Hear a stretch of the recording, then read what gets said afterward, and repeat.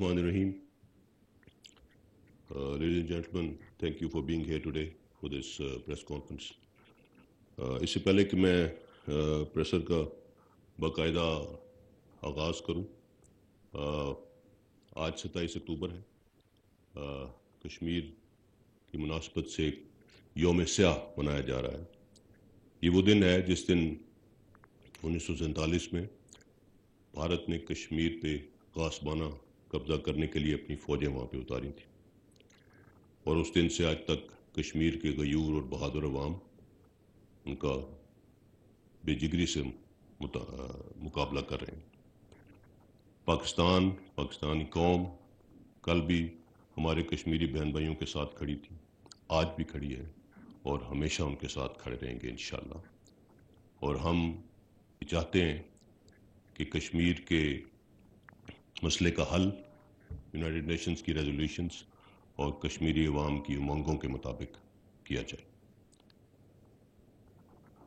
Coming over to the issue of the day, آج کی press conference کا مقصد سینئر اور ممتاز صحافی ارشد شریف صاحب کی کینیا میں وفات اور اس سے جڑے حالات و واقعات کے حوالے سے آپ کو کچھ آگاہی دینا۔ یہ پریس کانفرنس ایسے حالات کے تناظر میں کی جا رہی ہے جہاں حقائق کا صحیح ادراک انتہائی ضروری ہے، تاکہ فیکٹ، فکشن اور اوپینین میں ڈفرینشیٹ کیا جا سکے اور سچ سب کے سامنے لایا جا سکے۔ اس پریس کانفرنس کی اہمیت اور حساسیت کی وجہ سے وزیر اعظم پاکستان کو اس حوالے سے خصوصی طور پر پیشگی آگاہ کیا گیا ہے۔ اس کے ساتھ ساتھ ان عوامل کا احاطہ کرنا بہت ضروری ہے جن کے تحت نہ صرف ایک مخصوص بیانیہ بنایا گیا بلکہ اسی جھوٹے بیانیے کے ذریعے لوگوں کو گمراہ کیا گیا۔ اداروں اور ان کی لیڈرشپ، یہاں تک کہ چیف آف آرمی سٹاف پر بھی بے جا الزام تراشی کی گئی، اور اس کی وجہ سے معاشرے میں تقسیم اور غیر معمولی اضطراب کی صورتحال پیدا کرنے کی کوشش کی گئی۔ ارشد شریف صاحب کی وفات ایک انتہائی اندوناک واقعہ ہے، اور ہم سب کو اس کا شدید دکھ۔ اللہ تعالیٰ ارشد شریف صاحب کی مغفرت فرمائے۔ دکھ اور تکلیف کی اس گھڑی میں ہم سب ان کے لواحقین کے ساتھ برابر کے شریک ہیں۔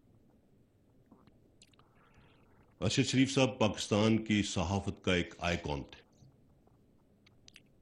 کیونکہ ایک فوجی کے بیٹے، ایک شہید کے بھائی اور ایک سرونگ آفیسر کے برادر نسبتی تھے۔ اس لیے فوج اور شہیدوں کے حوالے سے ان کے پروگراموں میں وہ درد اور احساس ہمیشہ جھلکتا تھا۔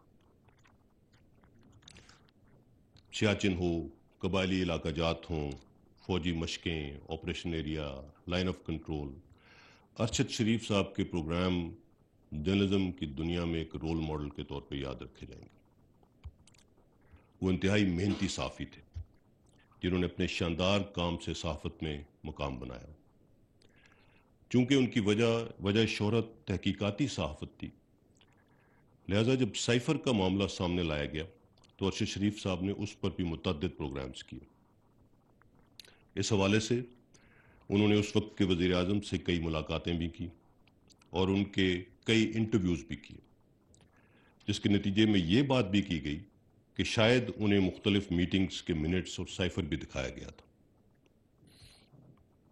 سائفر اور ارشد شریف صاحب کی وفات کے حوالے سے جڑے واقعات کے حقائق تک پہنچنا بہت ضروری ہے، تاکہ اس سلسلے میں کسی قسم کا ابہام اور قیاس آرائی پیدا نہ ہو اور قوم سچ جان سکے۔ جہاں تک سائفر کا معاملہ ہے، آرمی چیف نے 11 مارچ کو کامرا میں سابق وزیر اعظم سے خود اس کا تذکرہ کیا تھا، جس پر انہوں نے فرمایا کہ یہ کوئی بڑی بات نہیں۔ ہمارے لیے یہ حیران کن تھا جب 27 مارچ اسلام آباد کے جلسے میں کاغذ کا ایک ٹکڑا لہرایا گیا اور ڈرامائی انداز میں ایک ایسا بیانیہ دینے کی کوشش کی گئی جس کا حقیقت سے دور دور تک کوئی واسطہ نہیں تھا۔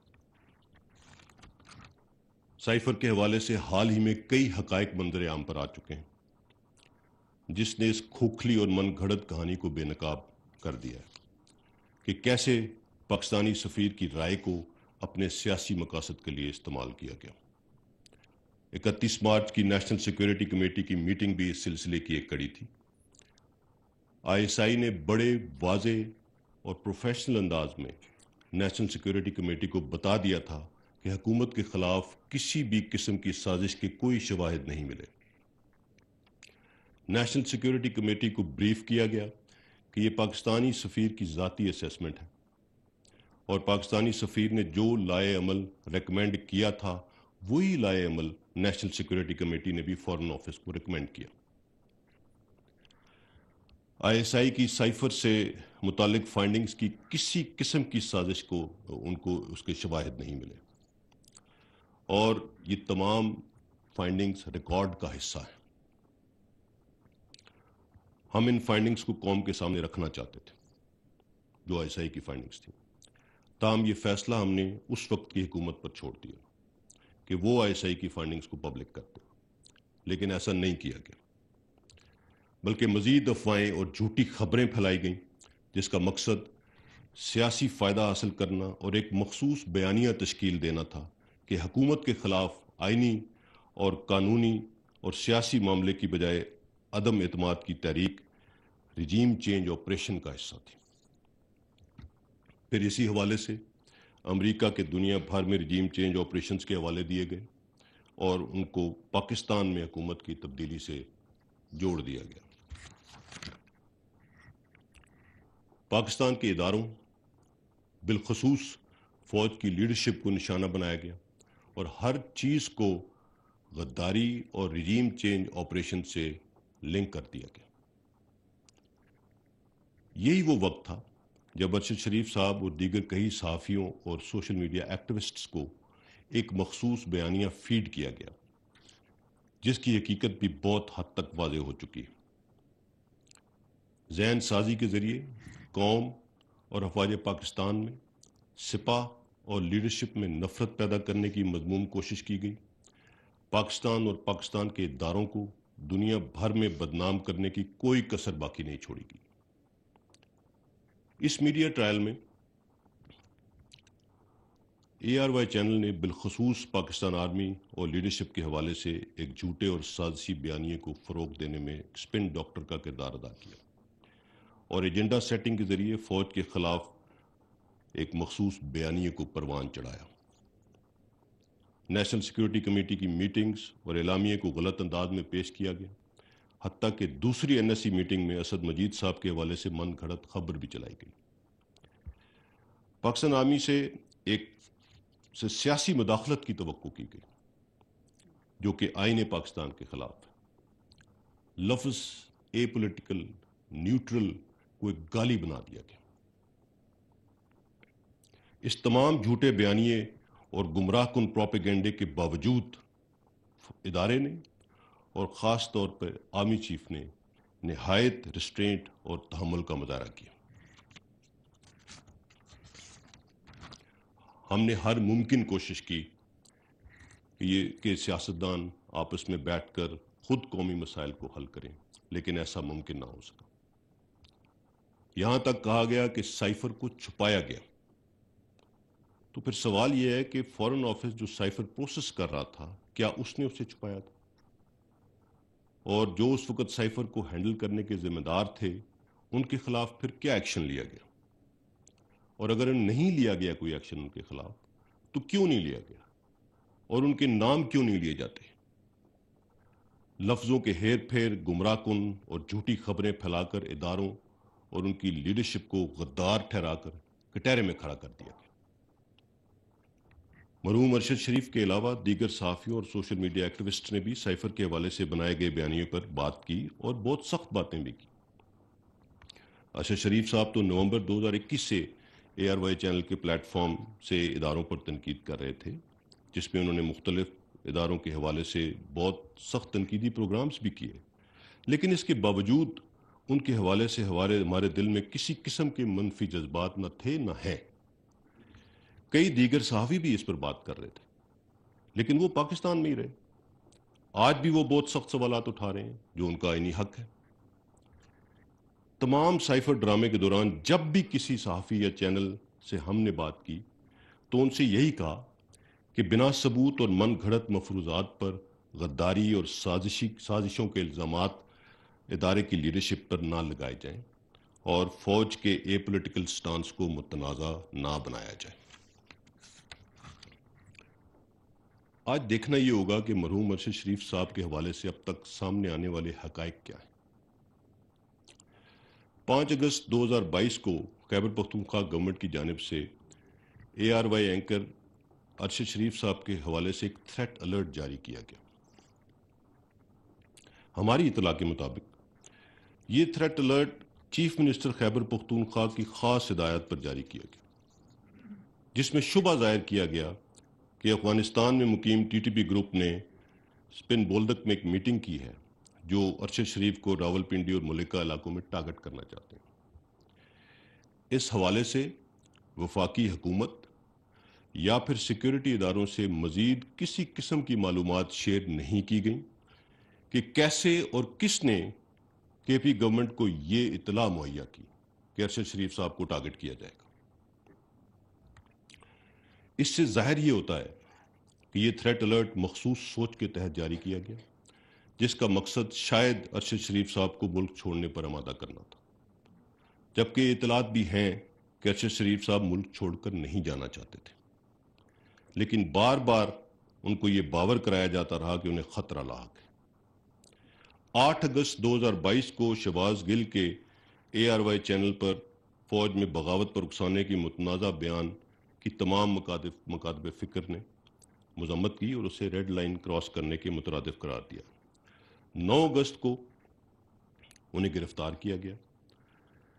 اس متنازع اسپیشل ٹرانسمیشن کے حوالے سے جب ARY نیوز کے سینئر ایگزیکٹو وائس پریزیڈنٹ عماد یوسف سے تحقیقات کی گئیں تو معلوم ہوا کہ ARY کے chief executive officer mister Salman Iqbal نے شہباز گل کی گرفتاری کے فوراً بعد عماد یوسف کو ہدایات دیں کہ ارشد شریف کو جلد از جلد پاکستان سے باہر بھیج دیا جائے۔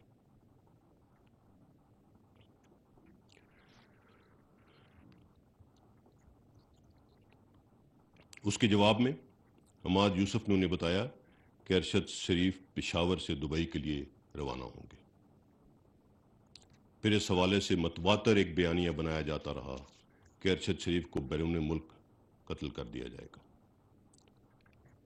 9 اگست 2022 کو 4:40 پر کراچی سے ارشد شریف کی دبئی کے لیے ایئر ٹکٹ بک کی گئی، جو کہ ARY گروپ کے assistant manager planning and administration mister Imran کے کہنے پر فضل ربی نامی ٹریول ایجنٹ نے 5.5 لاکھ روپے وصول کرنے کے بعد بک کی۔ اس ٹریول پلان کے مطابق 9 ستمبر 2022 کو ارشد شریف کو پاکستان واپس آنا تھا۔ 10 اگست کو ارشد شریف باچا خان انٹرنیشنل ایئرپورٹ پشاور سے ایمریٹس انٹرنیشنل کی پرواز EK 637 کے ذریعے صبح 6:10 پر دبئی کے لیے روانہ ہوئے۔ ارشد شریف کو KP گورنمنٹ نے اس دوران مکمل پروٹوکول فراہم کیا۔ انہیں چیف منسٹر سیکریٹریٹ سے کے پروٹوکول آفیسر عمر گل آفریدی نے green number plate double cabin میں ایئرپورٹ پہنچایا۔ Chief minister secretariat Khyber Pakhtunkhwa کے سٹاف نے ہی تمام کاؤنٹرز پر ارشد شریف کی معاونت کی اور انہیں فلائٹ تک پہنچایا۔ اس حوالے سے اداروں کی جانب سے ارشد شریف کو روکنے کی کسی بھی قسم کی کوشش نہیں کی گئی۔ اگر گورنمنٹ روکنا چاہتی تو FIA کے ذریعے یہ کر سکتی تھی۔ ارشد شریف صاحب تب تک UAE میں رہے جب تک ان کے پاس UAE کا ویلڈ ویزا تھا۔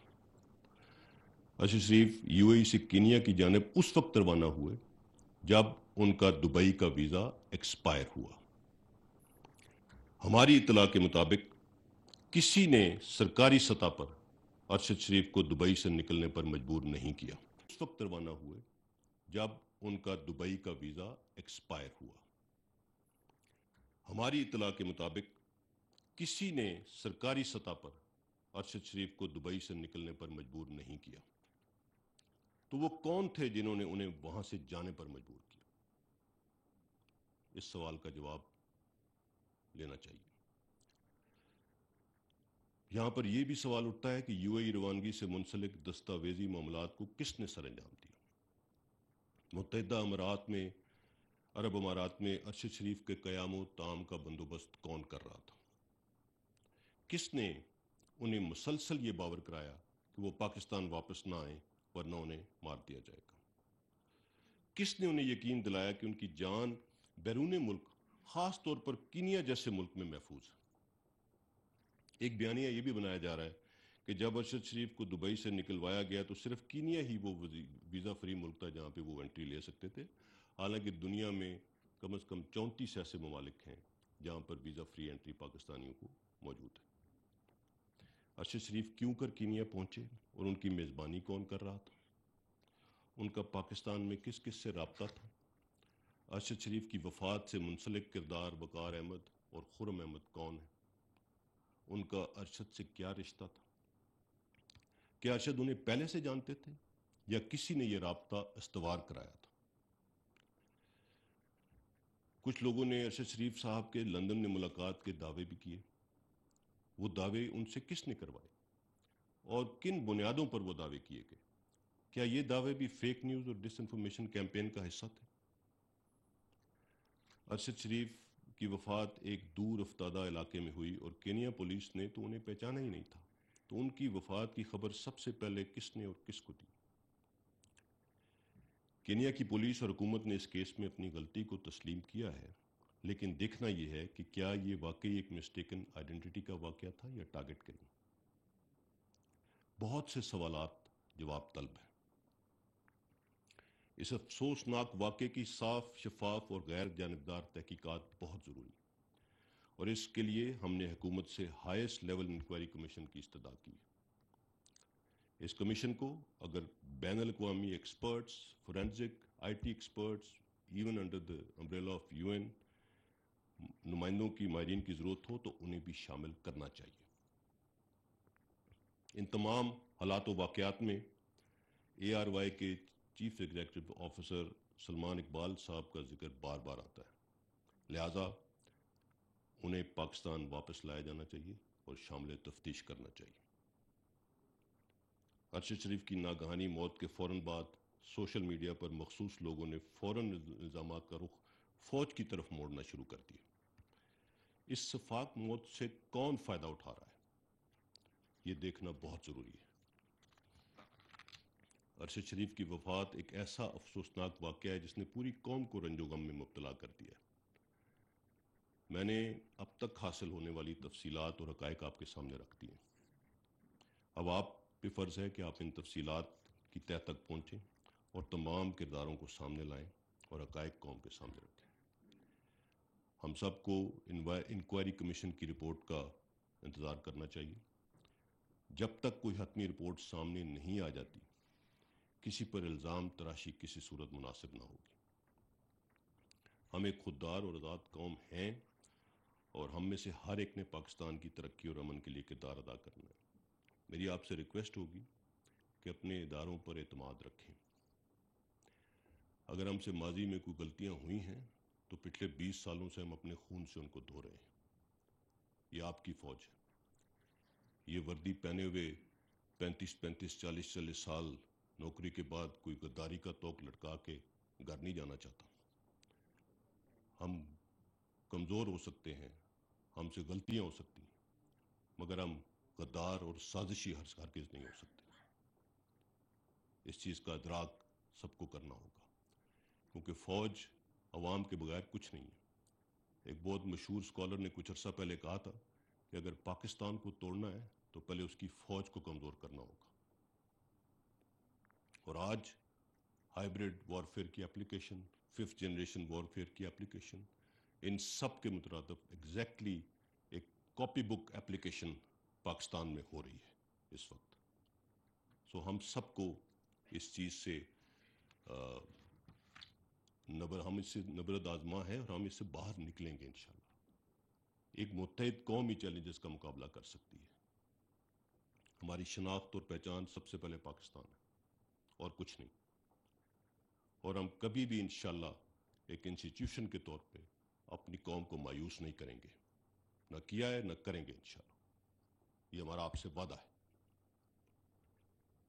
یہ وقت اتحاد، تنظیم اور نظم و ضبط کا ہے، اور مل کر ہمیں پاکستان کو ان تمام چیلنجز سے نکالنا ہے، اور ہم انشاءاللہ اس سے نکلیں گے. Thank you very much. Before we start the Q and A, اس ٹاپک کی سینسٹیوٹی کو دیکھتے ہوئے اور جو ہم نے آج بات چیت کی ہے، میں نے ڈی جی آئی ایس آئی کو بھی ریکویسٹ کی ہے کہ وہ آج اس پریس کانفرنس میں میرے ساتھ بیٹھیں، اور اگر آپ کے کچھ سوالات ہیں تو ان کا بہتر طریقے سے جواب دے سکیں. D G I S I.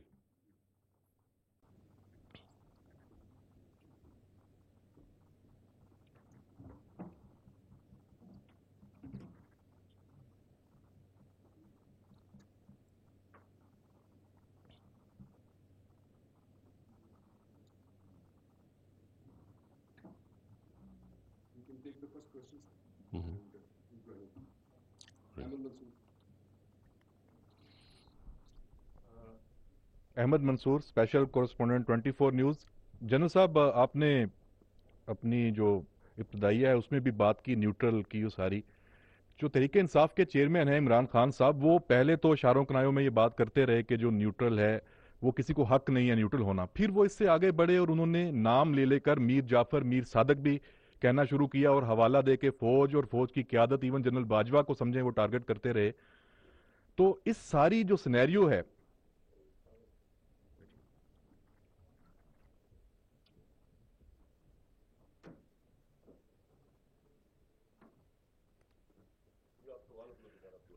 G general صاحب، میں یہ بات کر رہا تھا کہ جو خان صاحب ہیں انہوں نے پہلے تو یہ بات اشاروں کنایوں میں کی کہ نیوٹرل ہے، اس کا کسی کو حق نہیں ہے کہ نیوٹرل ہو، اور پھر انہوں نے نام لینے شروع کر دیے، میر جعفر اور میر صادق کا جو لقب دینا شروع کر دیا. اور ظاہری بات ہے کہ جب وہ اور کھلے اور ابھی تک یہاں تک پہنچے ہیں، وہ ٹارگٹ فنگرنگ بھی کر رہے ہیں، کون کن کو وہ کہہ رہے ہیں، وہ فوج کو، جنرل باجوہ صاحب کو، اس طرح مطلب ان کا بھی اشارہ. تو اب اس کے پیچھے ان کا مقصد کیا ہو سکتا ہے؟ وہ کیا وہ کہہ رہے ہیں، اور کیا ان کا جو مقصد ہے وہ پورا ہونے دیا جائے گا؟ دیکھیے، یہ آن ہے مائک.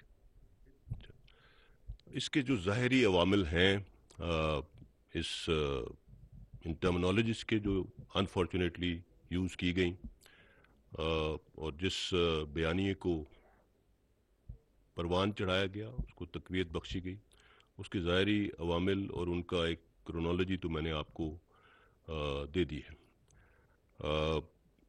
اس کے کچھ اندرونی محرکات کیا ہیں اور وہ کس ڈائریکشن میں جا رہی ہیں چیزیں. I would request the D G I to please comment on that. Thank you. بسم اللہ الرحمن الرحیم.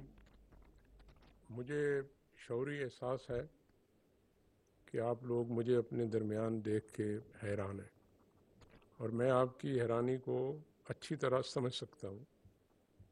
آپ کو معلوم ہے میری ذاتی تصاویر ہوں، ذاتی تشہیر ہو، اس پہ میری پالیسی تقریباً 1 سال سے واضح ہے، جس پہ میں اور میری ایجنسی سختی سے پابند ہے. اس کی وجہ یہ ہے کہ میرا منصب اور میرے کام کی نوعیت ایسے ہے کہ مجھے پس منظر میں، مجھے اور میری ایجنسی کو پس منظر میں رہنا ہے. لیکن آج کا دن کچھ مختلف ہے. آج میں اپنی ذات کے لیے نہیں آیا آپ کے پاس، بلکہ اپنے ادارے کے لیے آیا ہوں، جس کے جوان، جس کے آفیسر صبح شام اس وطن کی حفاظت میں اپنی جانوں کے نذرانے پیش کر رہے ہیں.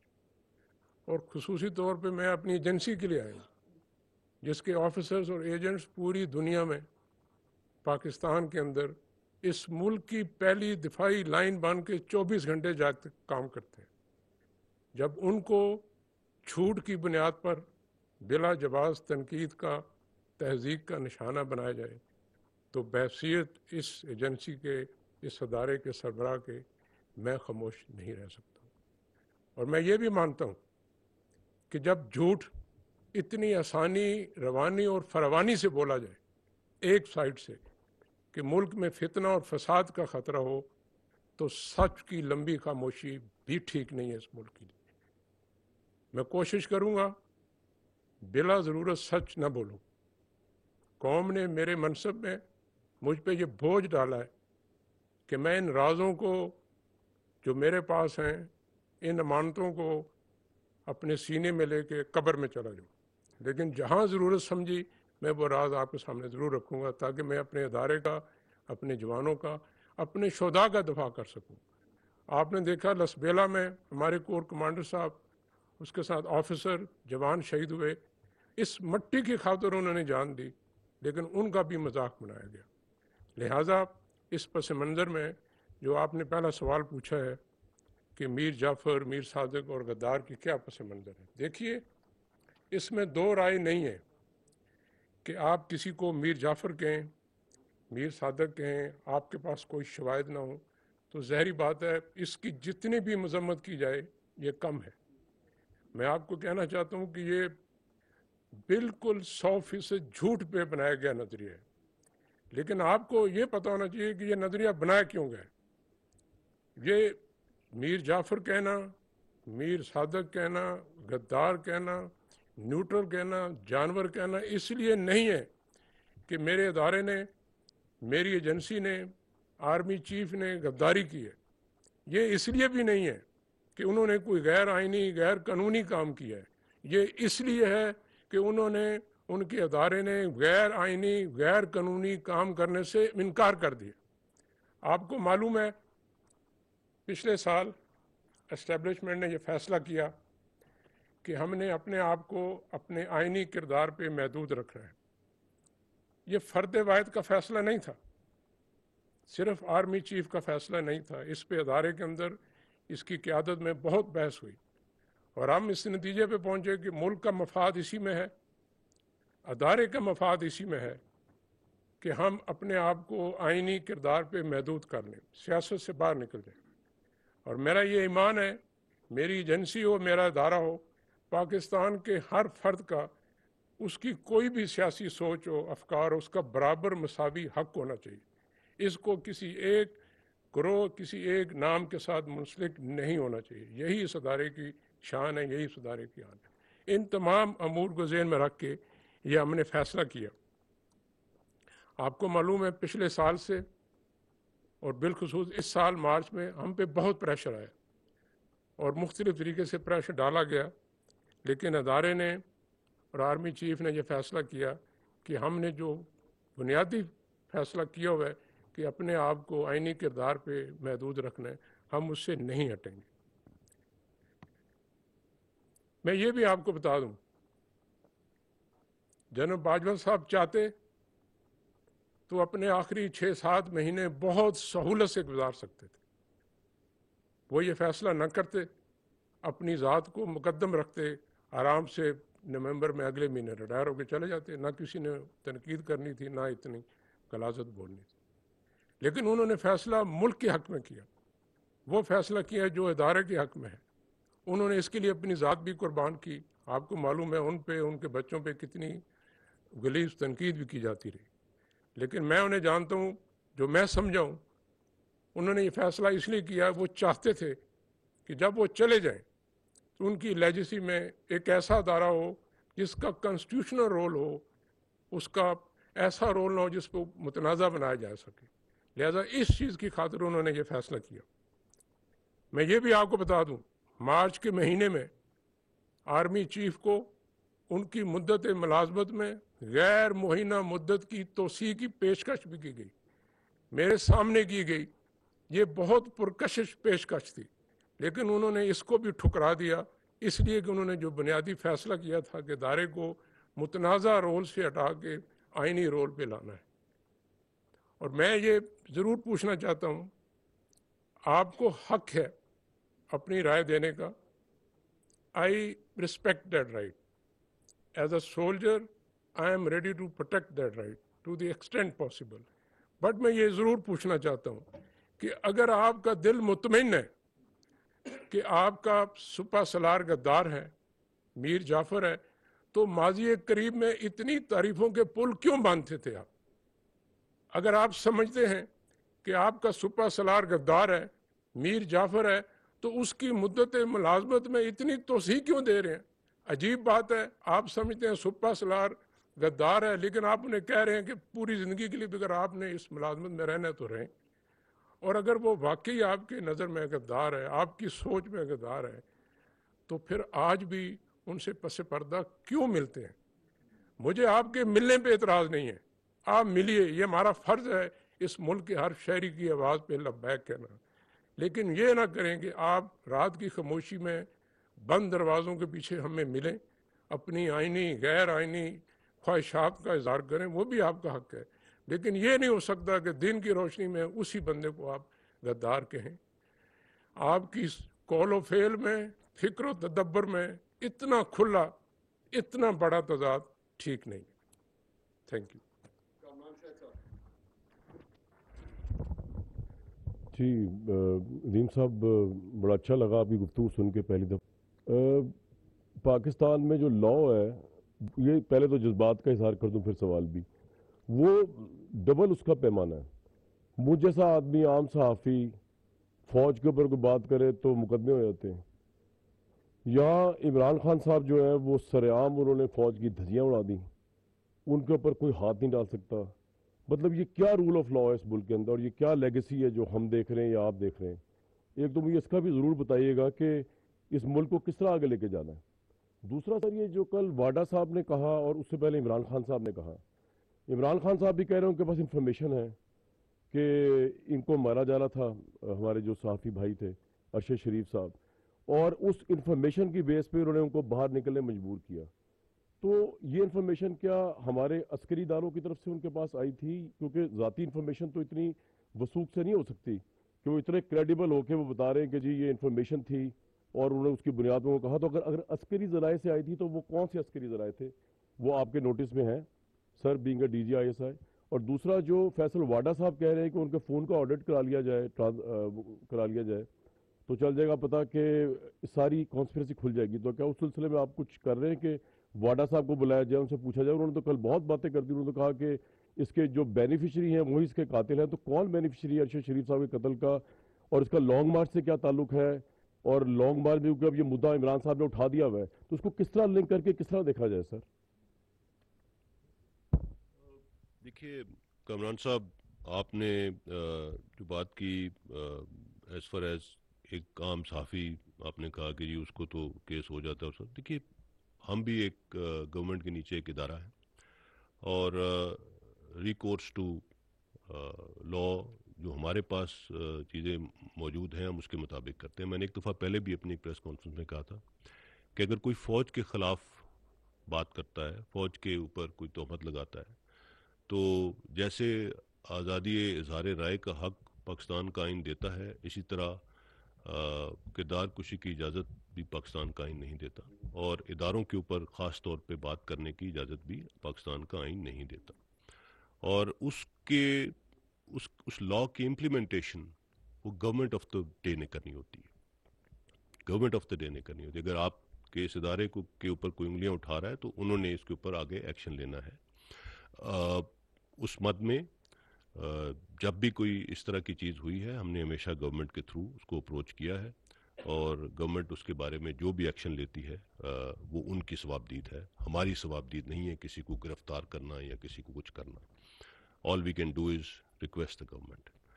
दूसरा, आपने कहा कि इसका लॉन्ग मार्च से क्या ताल्लुक है। देखिए लॉन्ग मार्च एक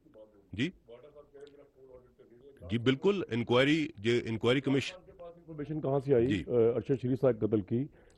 इदारे से आई है या बैन इदारे से आई है? यही तो हम कह रहे हैं कि हमारे पास ऐसी कोई इतला नहीं थी। जब मैंने आपको दिखाया कि KP गवर्नमेंट ने एक थ्रेट अलर्ट जारी किया, we had no such information. I am sure इदारे की तरफ से किसी किस्म की कोई इन्फॉर्मेशन ऐसी शेयर नहीं की गई, और उसको बाद में डिग भी किया गया कि कैसे कहाँ से आई, किसी ने ये इन्फॉर्मेशन हमारे साथ शेयर नहीं की। सो जो कल वाली एक प्रेस कॉन्फ्रेंस थी, मैं उसके साथ उनकी ऊपर तो कमेंट नहीं कर सकता, मगर मेरे ख्याल में जो इंक्वायरी कमीशन बना है वो इन तमाम लोगों को, इन तमाम शवाहिद को देखेगा। इसलिए मैंने कहा कि ये बहुत ज़रूरी है कि इस केस का गैर जानिबदार और शफाफ इसकी तहकीकात हो, और इसमें जिस नौयत के انٹرنیشنل ایکسپرٹس یا فورینزک ایکسپرٹس جو بھی شامل ہے ٹیکنالوجیکلی اس کو اگر کرنا ہے وہ کیا جائے. بغیر اس کے اگر یہ کیس اپنے منطقی انجام تک نہ پہنچا تو اس کا بہت نقصان ہوگا. سو دیٹ از وائی اگر انہوں نے کل کوئی بات کی ہے and if is very clear تو I am sure inquiry commission اس چیز کو دیکھے گا. آپ کچھ اس میں ایڈ کرنا چاہیں گے؟ دیکھیے شہید ارشد شریف صاحب بہت قابل صحافی تھے، محنتی صحافی تھے. میں ذاتی طور پہ ان کی بہت عزت کرتا ہوں. ان کی سیاسی آرا سے کچھ احباب کو اختلاف کی گنجائش غالباً ہے، لیکن ان کا ایک نام ہے، ایک مقام ہے، ایک ان کی لگن ہے اپنے کام کے ساتھ، اس سے انکار نہیں ہے. لیکن جو میرے پاس معلومات ہیں اور تحقیق ہے اس کی بنیاد پہ میں آپ کو بتا سکتا ہوں کہ شہید ارشد شریف کی زندگی کو پاکستان میں کوئی خطرہ نہیں تھا. دوسرا دیکھیے وہ ہمیشہ سے ان کے خاندان میں غازی بھی ہیں، شہید بھی ہیں. سو ان کا جب وہ یہاں پر بھی تھے اسٹیبلشمنٹ سے، میرے اپنے ادارے کے لوگوں سے رابطہ تھا. جب وہ باہر گئے وہاں سے بھی ان کا رابطہ تھا. بلکہ اس مہینے میں انہوں نے بی جی سی جو میرے ساتھ ہیں، جنرل صاحب کام کرتے ہیں، ان کے ساتھ رابطہ رکھا اور وہ واپسی کا بھی اپنی آنے کا خواہش کا اظہار کر رہے تھے. آپ کو معلوم ہے کینیا میں اس کی انکوائری ہو رہی ہے. میں اپنے کینین ہم منصب سے رابطے میں ہوں، ان سے رابطہ کیا ہے. ان کی جو ابتدائی تحقیقات ہیں اس کے مطابق یہ شناخت کی غلطی کے باعث حادثہ پیش آیا. اس پہ حکومت پاکستان اور ہم مکمل شاید مطمئن نہیں ہیں. اسی لیے حکومت نے ایک ٹیم بنائی ہے جو تحقیقات کرنے کینیا جائے گی. حکومت نے جوڈیشل کمیشن بھی بنایا ہے اور میں نے دانستہ طور پر آئی ایس آئی کے جو ممبران تھے ان دونوں فورم سے نکال لیے تاکہ قوم کے سامنے غیر جانبدار 100% شفاف تحقیقات ہوں. اور جو بھی اس کا نتیجہ آئے گا انشاءاللہ D G I S P R آپ کو اس سے آگاہ رکھے. جنرل صاحب ممتاز بھٹی میں دن سے کو ریپرزینٹ کرتا ہوں. جنرل صاحب یہ جتنے لوگ آج میڈیا کے ریلیٹڈ ہمارے ساتھی جو تنقید کر رہے ہیں افواج پاکستان کے اوپر اور مختلف قسم کا پروپیگنڈا جو کیا جا رہا ہے، میں ارشد صاحب کی بات نہیں کر رہا، باقی لوگوں کی بات کر رہا ہوں جو اس دنیا میں ہیں. ان سب کا تعلق ماضی میں آپ کے جو انٹیلیجنس کا ادارہ ہے اس کے چیف کے ساتھ اور ان کے قریبی افسروں کے ساتھ رہا ہے. تو آپ نے اس اینگل کے اوپر اب تک کیا تحقیق کی ہے کہ آئندہ تعیناتی کو منور کرنے کے لیے یہ پروپیگنڈا افواج پاکستان کے خلاف تو نہیں کیا جا رہا؟ کہ ایز لانگ ایز تعلقات یا ملنا یا اس طرح کی چیز ہے اس کو انفارمیشن کی شیئرنگ ہے، اس کو کسی کوئی غلط رنگ میرے خیال میں نہیں دینا چاہیے. جہاں تک تنقید کی بات، تنقید ہر ایک کا حق ہے اور ہمیں تنقید پہ ایز این انسٹیٹیوشن کبھی کوئی پرابلم نہیں ہوا. ہمارا مسئلہ صرف کسی کو تب ہوتا ہے جب تنقید سے بڑھ کر ایک چیز الزام تراشی اور من گھڑت پروپیگنڈے کی ڈومین میں چلی جاتی ہے. So that is something that we need to avoid at all cost, and especially جب ہم اپنے اداروں کے بارے میں بات کر رہے ہیں، بیکاز ہمارے پاس ایسا کوئی فورم نہیں ہے کہ ہم ہر روز آ کے ہر ایک کے کسی کی بات کا جواب دے سکیں. نہ ہی ہمیں سوٹ کرتا ہے، نہ ہی ہمیں کرنا چاہیے. اسی لیے اداروں کا دفاع حکومت وقت کرتی ہے، لیکن تنقید کا کوئی ایشو نہیں ہے.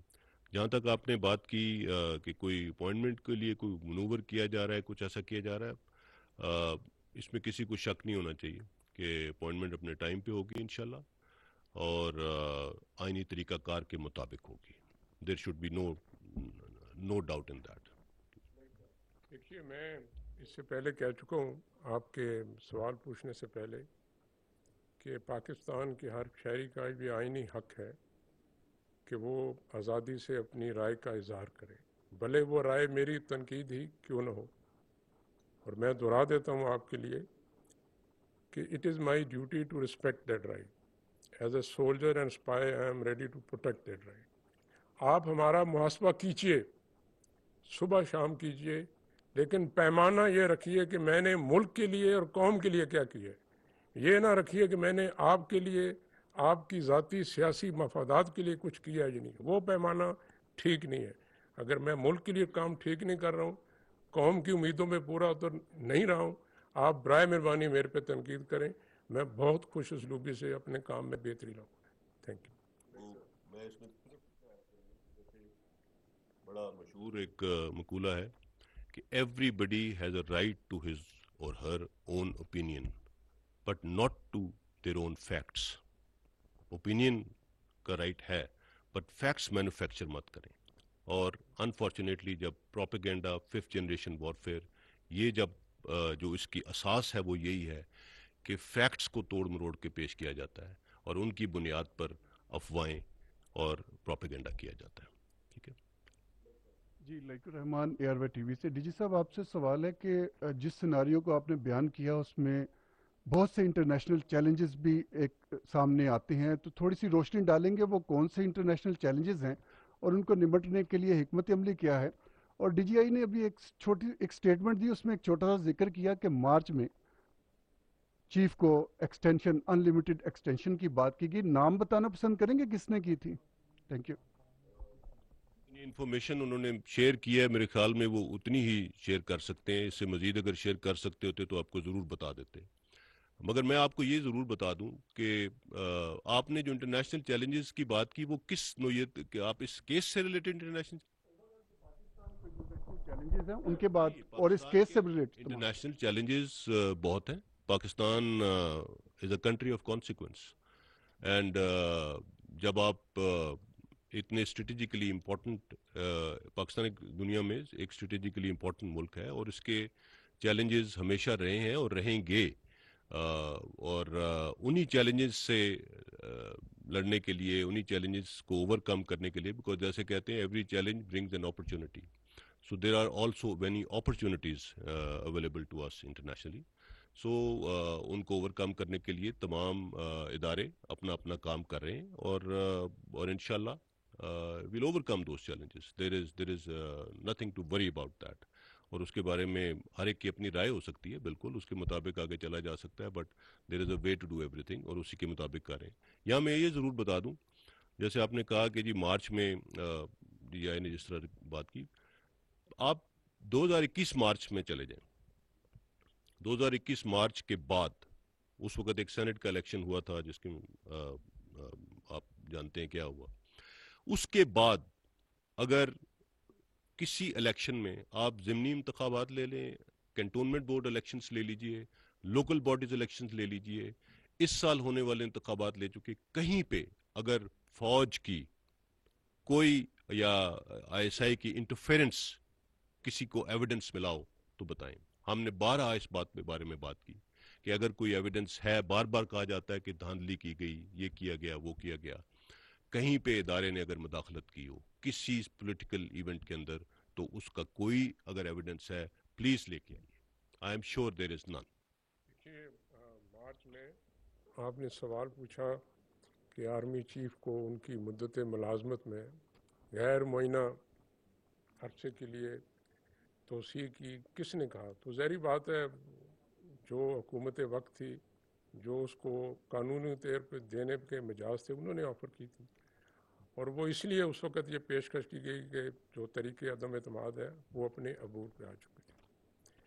جو آپ نے بات کی پاکستان کے جو دوست ہیں, دشمن ہیں, بیرونی چیلنجز ہیں, دیکھیے پاکستان ایک جمہوری ملک ہے. پاکستان کے دوستوں کا اور دشمنوں کا فیصلہ کرنا منتخب جمہوری حکومت کا کام ہے. ادارہ فوج آئی ایس آئی کا کام ہے خفیہ معلومات کی بنیاد پر اپنا تجزیہ اور تبصرہ حکومت کے آگے رکھے, فیصلہ ان کا ہے.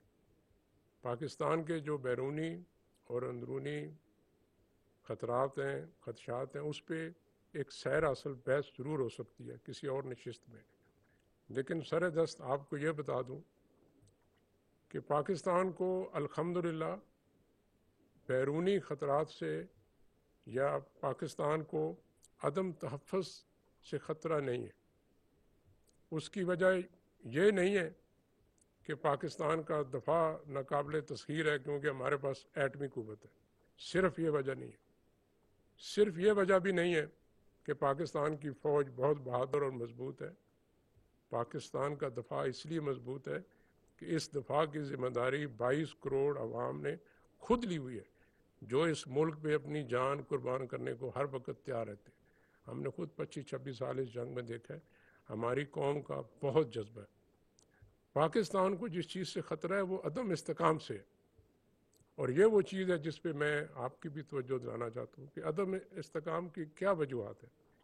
دیکھیے، جب آپ نفرت اور تقسیم کی سیاست کرتے ہیں تو اس سے ملک میں عدم استحکام آتا ہے۔ اگر ہم نے تاریخ سے نہیں سیکھا تو کچھ دہائیاں پیچھے چلے جائیں، ہم مسلمان ملک تھے، ہمارے 2 حصے تھے، لیکن اس کے باوجود الگ ہو گئے کیونکہ ہم نے نفرت اور تقسیم کو زیادہ ابھارا، اور یہی وہ چیز ہے جو ہمارے معاشرے اور مملکت کی بنیادیں کھوکھلی کر رہے ہیں۔ پاکستان کو عدم استحکام اس کی معاشی حالات کی وجہ سے بھی، جس پہ میں نے جب خود DGI بنا تو میرے سے پوچھا گیا کہ پاکستان کا نمبر 1 مسئلہ کیا ہے، تو میں نے کہا سر میری نظر میں یہ ہمارے معاشی مسائل ہیں۔ بہرحال جنہوں نے سوال پوچھا وہ میری رائے سے متفق نہیں ہوئے، ان کی نظر میں حزب اختلاف پاکستان کا سب سے بڑا مسئلہ تھا۔ پاکستان کا جو ہمارے یہاں سیاسی اور معاشرتی عدم برداشت ہے، جو گالی گلوچ آپ خود دیکھتے ہیں سوشل میڈیا پہ بڑے بڑے معزز قابل احترام قابل تحسین لوگ جو زبان استعمال کرتے ہیں، اس سے عدم استحکام آتا ہے۔ پاکستان کو خطرہ اس سے ہے۔ باہر سے الحمدللہ ہمارے دشمنوں کو معلوم ہے ہم کیا کر سکتے ہیں، اس لیے پاکستان کا جو ڈیٹرنس ہے it works every day, it doesn't make a noise but it does work.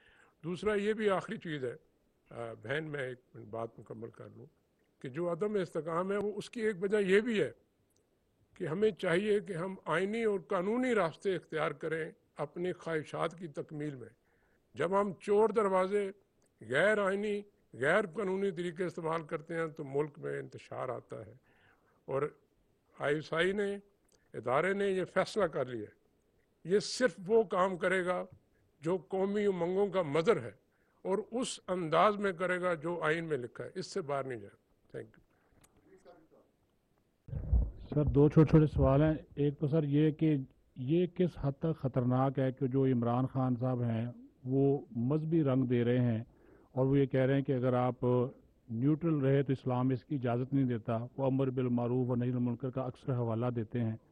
دوسرا جو ہے وہ ISI صاحب سے سوال ہے کہ گزشتہ دنوں آپ نے رات کی تاریکی کی ملاقاتوں کی بات کی، گزشتہ دنوں بھی ایک ملاقات کا حوالہ دیا گیا کہ جس کا اہتمام صدر مملکت نے کروایا تھا، تو اس ملاقات کا انجام کیا ہوا؟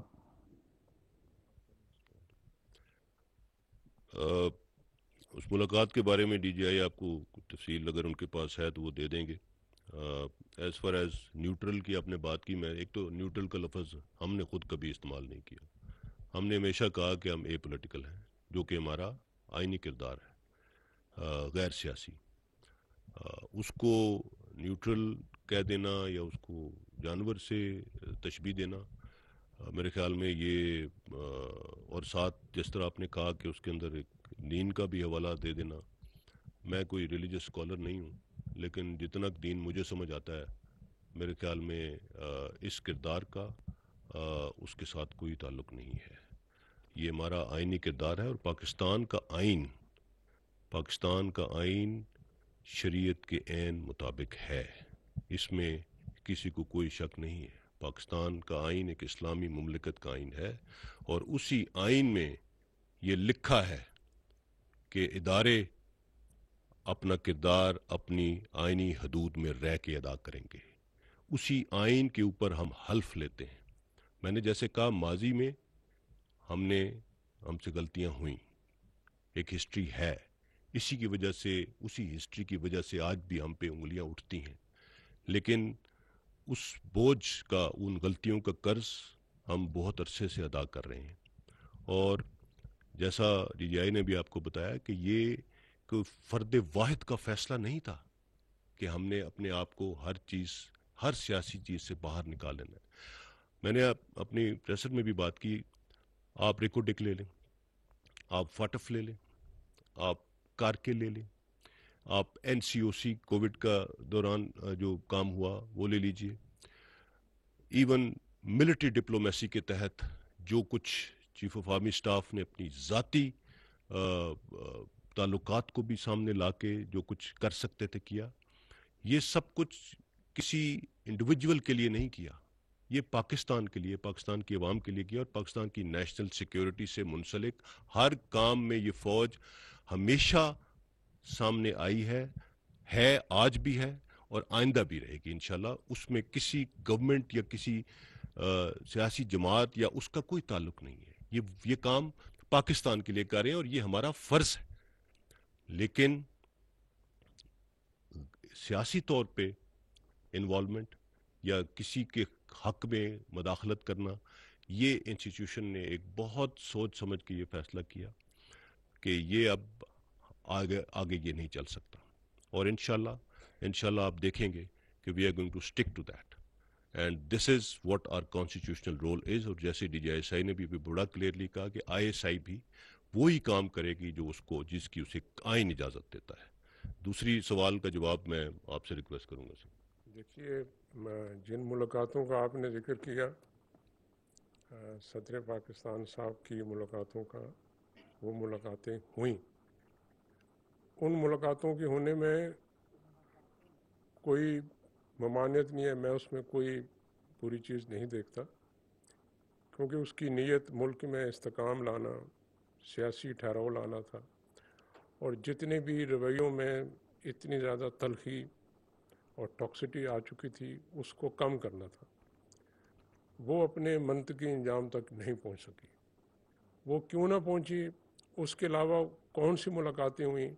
میں نے آپ کو شروع میں کہا کہ بلا ضرورت سچ شر ہے. Thank you.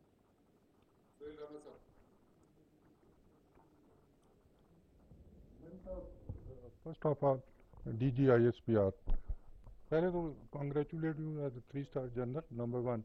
دوسرا سر, آپ نے فرمایا ہے کہ 3 اسٹار جنرل کا آپ نے نہیں فرمایا, ARY چینل کا آپ نے ذکر کیا. تو یہاں پہ اگر فوج میں بھی 3 اسٹار جنرل کوئی غلط کام کرتا ہے تو اس کا بھی FGC field general court martial ہو جاتا ہے. تو یہ جو فارم ہاؤس ہے کینیا میں, وہ بھی انہی صاحب کا ہے. تو کیا DGI صاحب نے بتایا کہ میں نے اپنے 2 افسران کو وڈرا کیا کہ انڈیپینڈنٹ انکوائری ہو یا جوڈیشل کمیشن جو بھی فیصلہ کرے, تو کیا اس شخص کو بھی لایا جائے گا کٹہرے میں جس نے یہ مرڈر کروایا؟ دیکھیے, اس بارے میں ابھی کوئی بھی رائے قائم کرنا قبل از وقت ہوگا. میں نے پہلے بھی بات کی, ہمیں انکوائری کمیشن کی تحقیقات کی آؤٹ کم کا انتظار کرنا چاہیے. میرا یا آپ کا یہ حق نہیں بنتا کہ ہم یہ کہیں کہ کس نے یہ کروایا اور کیا ہوا. تحقیقات ہوں گی. میں نے آپ کے سامنے جو بھی چیز رکھی ہے وہ اس میں کوئی رائے نہیں ہے, وہ فیکٹس بیسڈ ہے. جو ابھی تک فیکٹس ہمارے پاس آئے تھے وہ ہم نے آپ کے ساتھ شیئر کر لیے. وہ اس لیے ضروری سمجھا کہ انگلیاں اٹھ رہی تھی اور مفروضات کو شکل دی جا رہی تھی اور عجیب و غریب قسم کی باتیں شروع ہو گئی تھیں, جس سے یہ خدشہ تھا کہ انکوائری کو بھی اس کے اوپر بھی اثر انداز ہو سکتی ہے. سو یہ چند حقائق ہم نے جو ابھی تک ہمارے پاس تھے وہ سامنے لائے ہیں. کسی کے اوپر نہ کوئی الزام لگایا ہے نہ کچھ اور. ہاں, ہم نے یہ ضرور کہا ہے کہ جو لوگ اس سے منسلک ہیں یا جن کا نام مختلف وجوہات کی بنیاد پر ان شواہد میں آ رہا ہے, ان کو شامل تفتیش کرنا چاہیے, اور اس میں کسی قسم کی کوئی رکاوٹ نہیں ہونی چاہیے. اور اس میں اگر انٹرنیشنل ایکسپرٹس چاہیے, جو بھی چاہیے, اسی لیے جیسے DGI نے کہا کہ ہم نے, کیونکہ انگلیاں ہم پہ اٹھنی شروع ہو گئیں ادارے پہ, کیونکہ it was totally unnecessary. So اسی لیے اس کو شفاف رکھنے کے لیے اور اس کو غیر جانبدار رکھنے کے لیے ہم نے یہ فیصلہ کیا کہ کوئی بھی شخص ادارے سے اس انکوائری کمیشن کا حصہ نہیں ہوگا, تاکہ کوئی اس کے اوپر, ادارے کے اوپر یہ شک نہ کر سکے کہ ہم نے کسی چیز کو کچھ کرنے کی کوشش کی ہے. تو انشاءاللہ جب یہ رپورٹ آئے گی تو اس کے بعد چیزیں کلیئر ہو جائیں گی. تو let's not jump to conclusions and let's not point fingers on anyone for that matter, any one.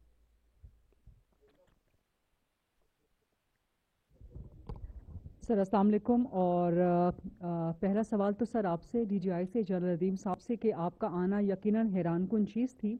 وہ کیا معاملہ تھا جس نے آپ کو مجبور کیا کہ آپ نے اپنا فیصلہ کہ آپ منظر عام پہ نہیں آئیں گے یا آپ کا ادارہ جاتی فیصلہ جو اصول پر مبنی تھا، کیا یہ ارشد شریف کی شہادت ہے یا اس سے جڑا ہوا بیانیہ جس نے آپ کو یا آپ کے ادارے کو مجبور کر دیا کہ آپ اپنا اصول خود ہی توڑ دیں؟ دوسرا سر، آپ نے جنرل بابر صاحب آپ نے کہا کہ ارشد شریف کو سائفر بھی شاید غالباً دکھایا گیا. کیا یہ بھی ایک ایلیمنٹ ہو سکتا ہے ارشد شریف کو ٹارگٹ کیے جانے کے پیچھے یا کوئی ان کو ٹریپ میں لا کر ان کو اس طرح سے الجھانے کے پیچھے؟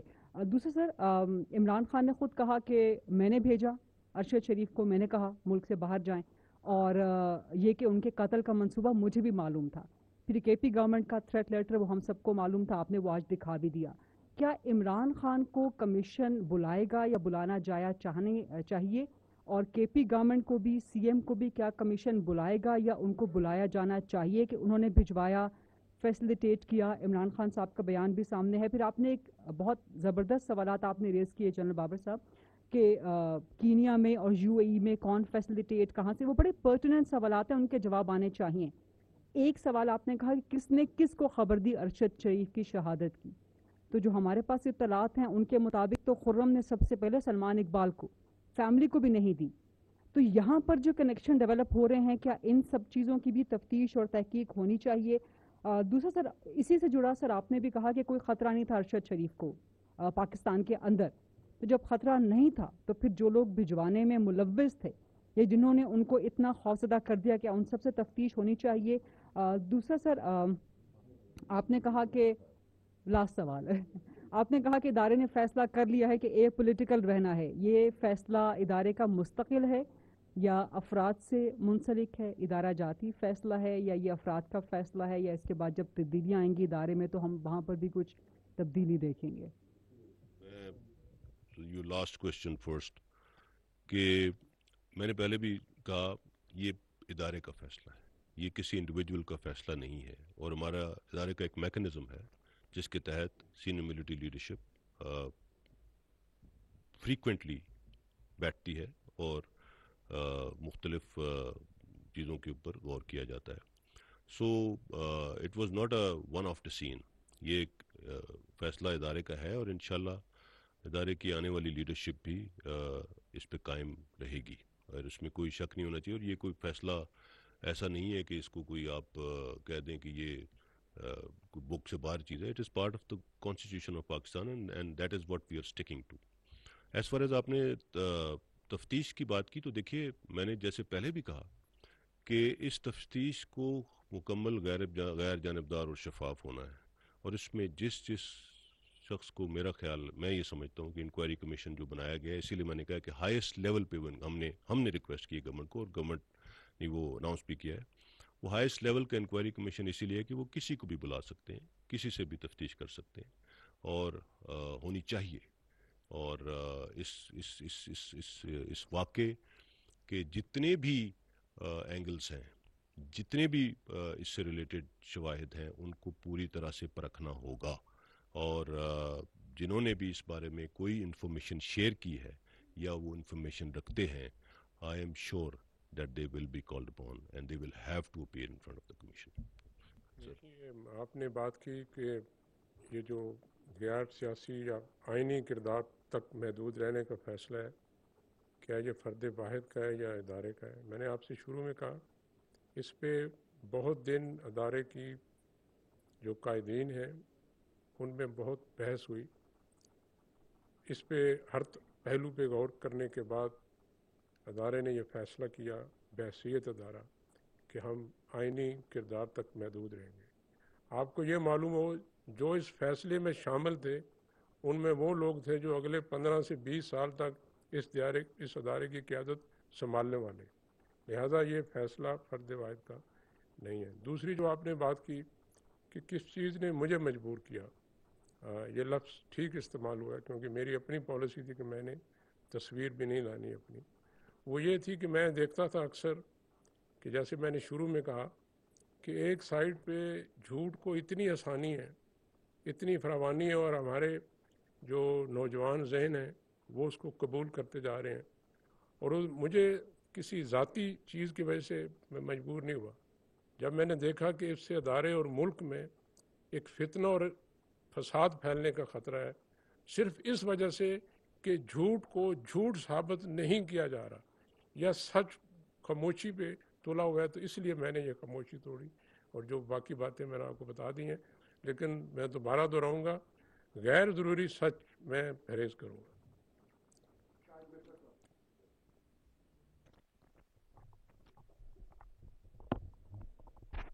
अस्सलाम वालेकुम जी। जी साहब, एक तो आपको मुबारकबाद देना चाहूँगा और दूसरा आपकी अच्छी उर्दू सुन के अच्छा लगा सर, DGI सर। अच्छा, दूसरा sir, I have to brief question ji. One is related to your agency जी। जो अरशद शरीफ साहब की फैमिली है, उनका और उनके करीबी दोस्तों का ये कहना है कि जो करंट सिस्टम में लोग बैठे हुए हैं, आपके जो सबॉर्डिनेट्स हैं, वो उनको कॉन्स्टेंटली थ्रेट कर रहे थे और माहौल उनके लिए ऐसा बना दिया गया कि उनको मुल्क छोड़ के जाना पड़ा। एक तो इस बात का जवाब दे दीजिए।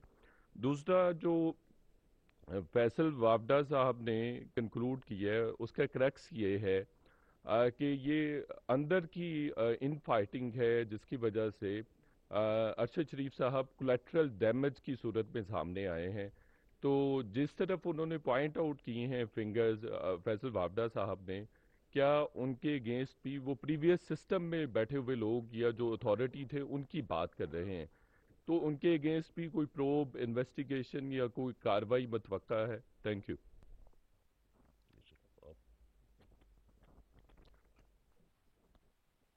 ये आपने एक तो फैसल वाडा साहब की जो बात की, मैं उसके ऊपर we would not like to comment on that, because ये उनकी ज़ाती एक स्टेटमेंट है। उन्होंने जो भी बात की, मैंने पहले भी कहा कि जैसे उन्होंने अपने आप को पेश किया है, अपना उन्होंने ये भी कहा है कि जी मेरा फ़ोन भी अवेलेबल है, तो आई थिंक इंक्वायरी कमीशन को उसके अंदर देखना चाहिए, उनको तफ्तीश में ज़रूर शामिल करें। I am no position to comment on what he is saying and उन्होंने वो क्या चाहते हैं। दूसरा सवाल आपका क्या था जी? उसके बारे में I would request DGI, I would request.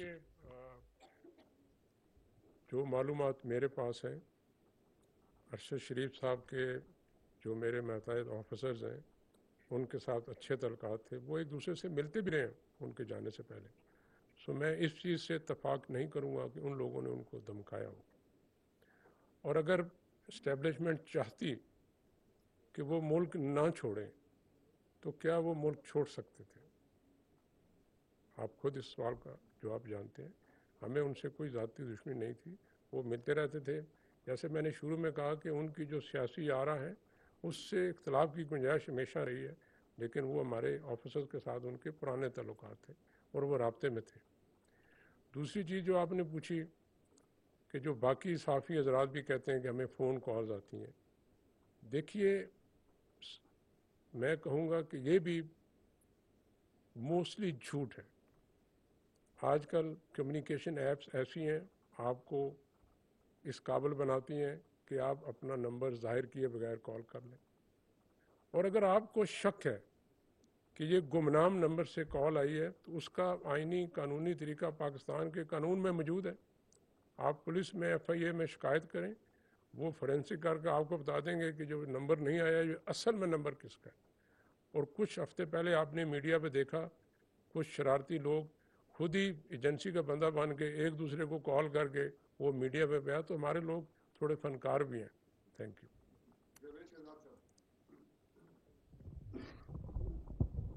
जैसा मैं जावेद शहजाद हूँ और साफ न्यूज़ इस्लामाबाद से।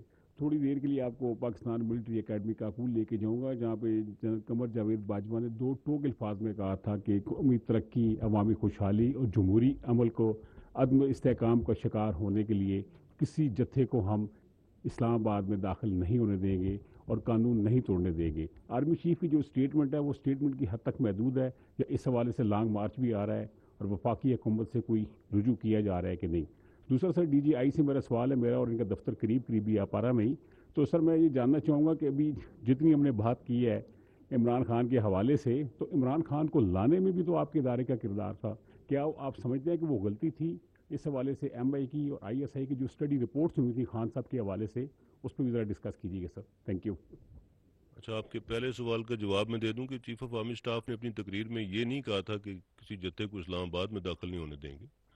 انہوں نے یہ کہا تھا کہ یہ جو کوئی جتھا یا گروپ یا جس طرح سے ان کو آپ مطلب پاکستان کو ڈی اسٹیبلائز کرنے کی اجازت نہیں دیں گے. ایز فار ایز اسلام آباد آنا، ایک لانگ مارچ کرنا یا اس میں لوگوں کا شامل ہونا، یہ سب کا جمہوری حق ہے، اور میرا نہیں خیال کہ اس سے کوئی کسی قسم کا کوئی پاکستان کو کوئی خطرہ ہے. اور جہاں تک اگر اس کے اندر جیسے آئینی طور پہ قانون کے مطابق لوگ اکٹھے ہوتے ہیں، کہیں جاتے ہیں، کہیں بیٹھتے ہیں، that should not worry anyone. So فوج اپنی آئین کی حدود کے اندر رہتے ہوئے، میں نے پہلے بھی کہا کہ اگر حکومت کو کسی وقت ضرورت پڑی تو اپنی آئینی حدود میں رہتے ہوئے جو کام ہو سکتا ہے وہ کریں گے. سو تقریر کا مطلب یہ نہیں تھا. تقریر کا مطلب اصل میں متن اس کا یہ تھا کہ پاکستان کو ڈی اسٹیبلائز انشاءاللہ نہیں ہونے دیں. جی ہاں، عدم استحکام نہیں آنے دیں گے انشاءاللہ پاکستان میں. اور انشاءاللہ اگر پاکستان کو جی تو آر یو شور کہ اس سے عدم استحکام آ جائے گا؟ انٹیلیجنس کیا کہتی ہے سر کہ لاشیں گرنے کی کوئی پلاننگ ہے یا ویسے ہی لگ رہا ہے کہ لاشیں گر سکتی ہیں؟ میں آپ کو صرف اتنا بتا دوں کہ انشاءاللہ پاکستان کو ڈی اسٹیبلائز ہونے کسی کو نہیں کرنے دیں گے. That should be very clear to everyone. ٹھیک ہے جی سر. دیکھیے، آپ کو معلوم ہے پاکستان کا آئین اپنے شہریوں کو بنیادی حقوق کی گارنٹی دیتے ہیں، اور ان حقوق میں ایک حق احتجاج کرنے کا بھی ہے. لہٰذا ہمیں کسی کے لانگ مارچ سے، دھرنے سے، احتجاج سے کوئی اختلاف نہیں کرنا چاہیے. اور آپ کو معلوم ہے گورنمنٹ کے پاس سپریم کورٹ نے اختیار دیا ہے کہ وہ سلامتی کی صورتحال، لا اینڈ آرڈر کی صورتحال کو قابو کرنے کے لیے جو بھی ان کے پاس وسائل ہیں وہ بروئے کار لائیں گے. جو آرمی چیف صاحب نے کہا وہ بات بالکل ٹھیک ہے کہ وہ کسی کو یہ اجازت نہیں دیں گے کہ پاکستان میں سیاسی یا اقتصادی عدم استحکام لائے. دیکھیے، جو آئین آپ کو احتجاج کا حق دیتا ہے وہ اس حق کے ساتھ فرائض بھی رکھتا ہے، ذمہ داریاں بھی رکھتا ہے کہ آپ وہ کہاں پہ حق استعمال کر سکتے ہیں، کن جگہوں پہ جا سکتے ہیں، کن جگہوں پہ نہیں جا سکتے، کیا تبصرہ کر سکتے ہیں، کن اداروں پہ بات چیت کرنے کی منفی آرٹیکل 19 میں لکھا ہوا اجازت نہیں ہے. اس کی سپریم کورٹ میں کیس چل رہا ہے، اور مجھے پورا یقین ہے کہ سپریم کورٹ آف پاکستان اس پہ ایک واضح ہدایات بھی جاری کریں گی. لیکن اس کے باوجود یہ خدشہ باہر رہتا ہے جب اتنے لوگ اکٹھے ہوں تو جو دہشت گرد تنظیمیں ہیں اور جو پاکستان کے دشمن عناصر ہیں وہ اس کا فائدہ اٹھانا چاہیں گے. اس کے لیے یہ ہمارا فرض ہے کہ ان کو سیکیورٹی پرووائڈ کرنا، اور خدا نخواستہ اگر ضرورت پڑی کہ پاکستان آرمی کو آرٹیکل 245 کے تحت حکومت بلاتی ہے، حکومت کا حق ہے، تو فوج کو اگر ضرورت پڑی حالات کو قابو کرنے میں تو وہ ضرور حکومت کی مدد کرے گی. لانے میں آپ کے ادارے کا کوئی رول تھا، اس پہ ذرا تبصرہ کر دیجیے گا. اس پہ سیر حاصل بحث پھر کبھی ہو سکتی ہے.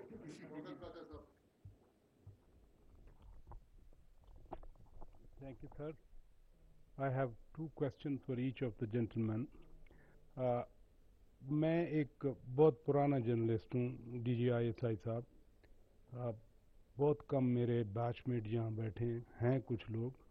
میں نے اپنی پروفیشنل لائف میں اس طرح briefing D G I S I کی نہیں سنی. I was shocked, not surprised when I heard that you are coming over here. Should I be alarmed of your presence here? کچھ ایسے حالات ہیں جن کی وجہ سے آپ مجبور ہوئے کہ آپ آ کے اپنا پرسنل پرسپیکٹو بتائیں؟ حالانکہ گورنمنٹ آف پاکستان کے سارے ادارے ہیں، فل منسٹری آف انفارمیشن ہے، آئی ایس پی آر کا ڈائریکٹریٹ ہے. کیا عمران خان نے ڈریگ تو نہیں کیا آپ کو جب وہ کہتے ہیں کہ ایک شخص جب سے یہاں تعینات ہوا ہے اس کی وجہ سے یہ مسائل بنے ہوئے ہیں؟ D G I S P R صاحب، آپ سے میرا سوال یہ ہے، یہ ٹھیک ہے پاکستان ڈی اسٹیبلائز نہیں ہوتا اگر long march who, political activity who. Yesterday, Prime Minister was in Saudi Arabia. Then on 1st of November he is traveling to China, then he will travel to Egypt, what I heard, and then he is also supposed to visit France. جب ملک میں یہ ماحول ہوگا, لاکھوں نہیں میں ہزاروں کہہ دوں لوگ آ جائیں گے, who would listen to Pakistani leadership when back in the country there is apparent turmoil? Thank you, sir. I think بڑا اچھا یہ آپ کا سوال ہے, اور یس ان چیزوں سے افیکٹ ہوتا ہے, بالکل ہوتا ہے. پولیٹیکل لیڈرشپ کی جو بات میں وزن ہے وہ ملک کی, اس کا دار و مدار ملک کی اسٹیبلٹی پہ ہوتا ہے. اینڈ آئی ایم شیور کہ لیکن اس کے ساتھ یہ بھی دیکھنے کی ضرورت ہے کہ تمام ملکوں میں, دنیا کے تمام ممالک میں اس طرح کے جمہوری اجتماع ہوتے ہیں, اور ان کے اندر مختلف باتیں بھی کی جاتی ہیں. ہر حکومت کو کبھی نہ کبھی ڈیموکریٹکلی, ایک ڈیموکریسی کے اندر یہ اپ ہیولز آتے رہتے ہیں. اس کا مطلب یہ ہرگز نہیں ہے کہ اس ملک کی لیڈرشپ کا دنیا میں کوئی وقار کسی طرح سے کم ہو جائے گا, یا کوئی ایسی بات ہے. whoever is heading Pakistan, whoever is Pakistan's Prime Minister, is Pakistan's Prime Minister. And Pakistan is 220 million people, a nuclear power, one of the largest countries in the world. And جیسے میں نے کہا, it is a country of consequence. So it's a democracy, alhamdulillah, and this is continuing. So democracies میں اس طرح کی چیزیں ہوتی رہتی ہیں. میں نہیں سمجھتا کہ اس کو بہت زیادہ اس سے کوئی پریشان ہونے کی ضرورت ہے. It happens in democracies. آپ خود دیکھ لیجئے یو کے میں کیا ہو رہا ہے, کتنے پرائم منسٹرز چینج ہو چکے ہیں, کیا ہوا ہے. بٹ کنٹریز نارمل, کوئی ایسی کسی نے آ کے اس کے اوپر کوئی شور نہیں مچایا. They also have their own way of working. So one should not be alarmed. And since آپ نے کہا ہے کہ آپ D G I S I کی پریزنس سے الارم ہوئے ہیں, تو میں ڈی جی آئی ایس آئی کو ریکویسٹ کروں گا کہ وہ اس پہ تھوڑا بات کر لیں.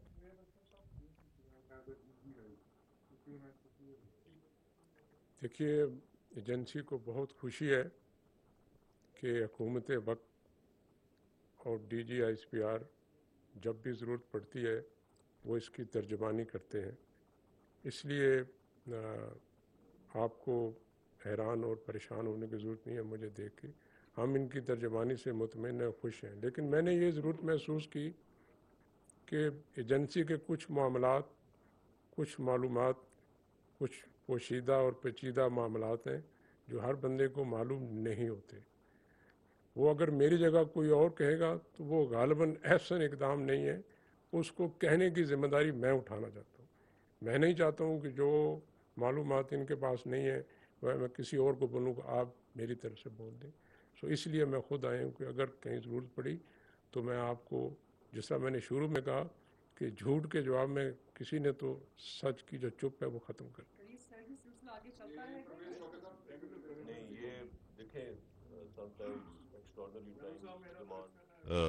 ایکسٹراڈنری ڈی جی آئی کو یہاں پہ آنا اسی لیے پڑا کہ ایک بیک گراؤنڈ ہے جس کا انہیں بہت اچھی طرح سے معلوم ہے کہ کیا چیز کب کہاں پہ کیا کہا گیا اور کیا ہوا, اور ہر چیز کا ایک سٹوری ہے پیچھے.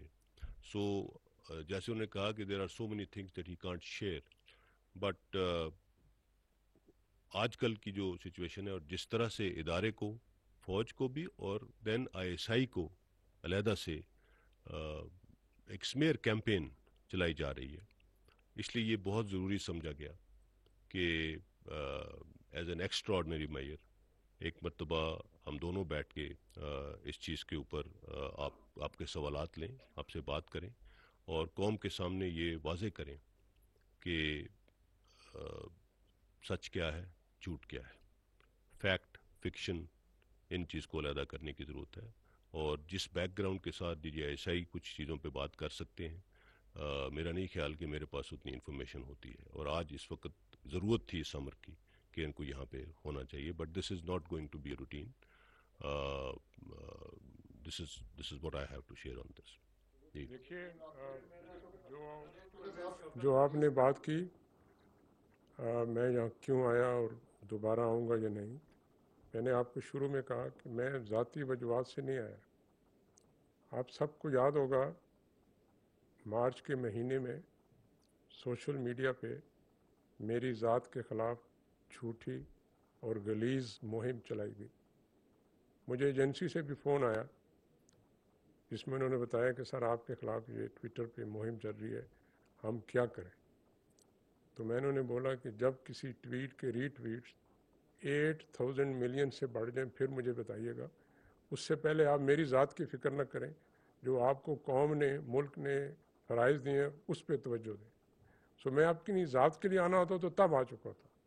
آج اس لیے آیا ہوں کہ میرے ادارے کے شہید، میرے ادارے کے غازی، میرے ادارے کے آفیسر جوان جو 24 گھنٹے اس ملک کے لیے جان دینے کے لیے تیار ہیں، اپنے فرائض سر انجام دے رہے ہیں، ان پہ جھوٹی تہمات لگائی جا رہی ہیں. اس پہ خاموش رہنا میرے لیے اخلاقی طور پہ ناممکن تھا. میں اس لیے آیا. جنرل صاحب میرا کوشچن ہے آپ سے. پروین شوکت میرا نام ہے، جنگ اخبار سے تعلق ہے میرا. اس وقت ملک عدم استحکام کا شکار ہے، قوم بکھری ہوئی ہے اور معاشی حالات بھی درست نہیں ہیں. ایسے حالات سے دشمن ملک فائدہ اٹھاتے ہیں کہ اگر خدا نخواستہ کسی طرف سے کوئی خطرات ہوئے تو ہم کہاں کھڑے ہیں؟ اگر آپ ملٹری خطرات کی بات کر رہے ہیں، ملٹری، تو یہ فوج دن رات اسی کام پہ معمور ہے، اور انشاءاللہ پاکستان کو جو بھی خطرات ہیں ان سے نپٹنے کے لیے ہم ہر وقت تیار ہیں. So you don't need to worry about that.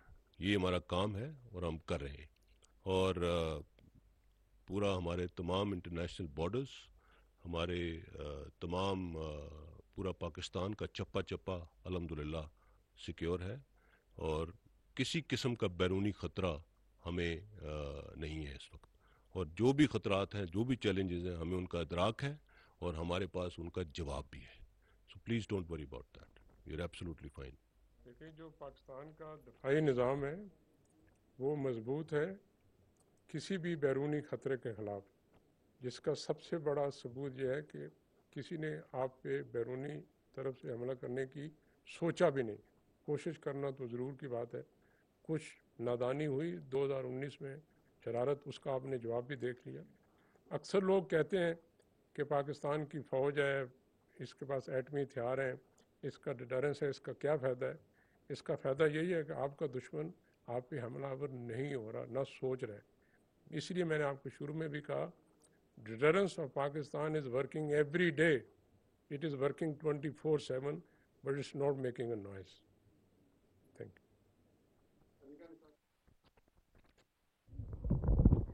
Assalamu alaikum, both of you gentlemen.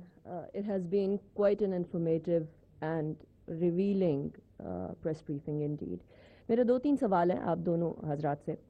سب سے پہلے تو جنرل صاحب، آپ کے آنے سے لے کر اب تک پاکستان تحریک انصاف کچھ ناخوش نظر آئی. آپ نے رات کی تاریکیوں کی ملاقاتوں کی بات کی ہے، اور رات کی تاریکیوں کی ملاقاتوں کے اندر کچھ معاملات اچھے اور اگلی صبح کو معاملات خراب ہوتے ہوئے دیکھے. اس کی کیا وجہ ہے کہ رات کی تاریکی کے اندر ملاقات ہوتی ہے تو بات ٹھیک ہوتی ہے؟ کیا کوئی ہرڈل ہے؟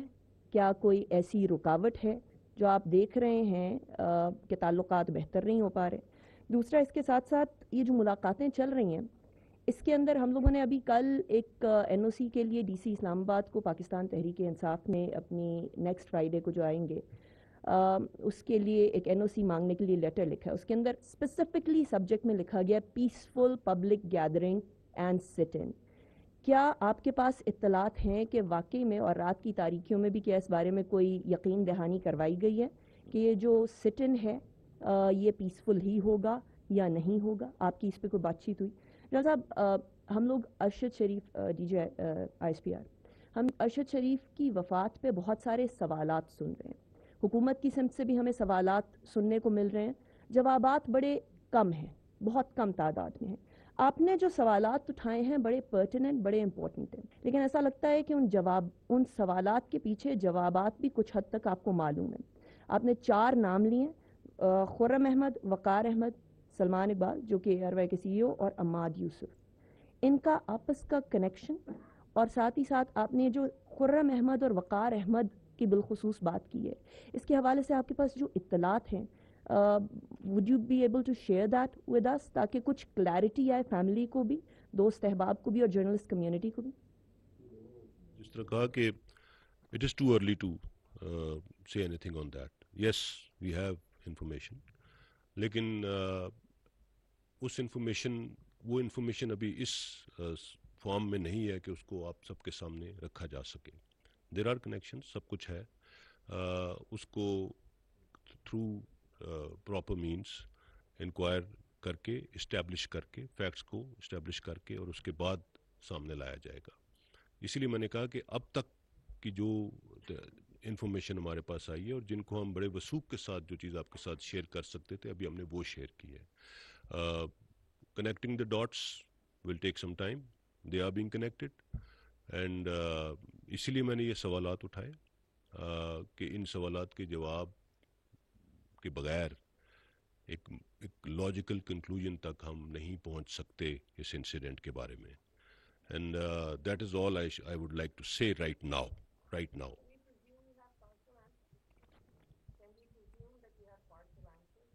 Yes, to an extent you can say that.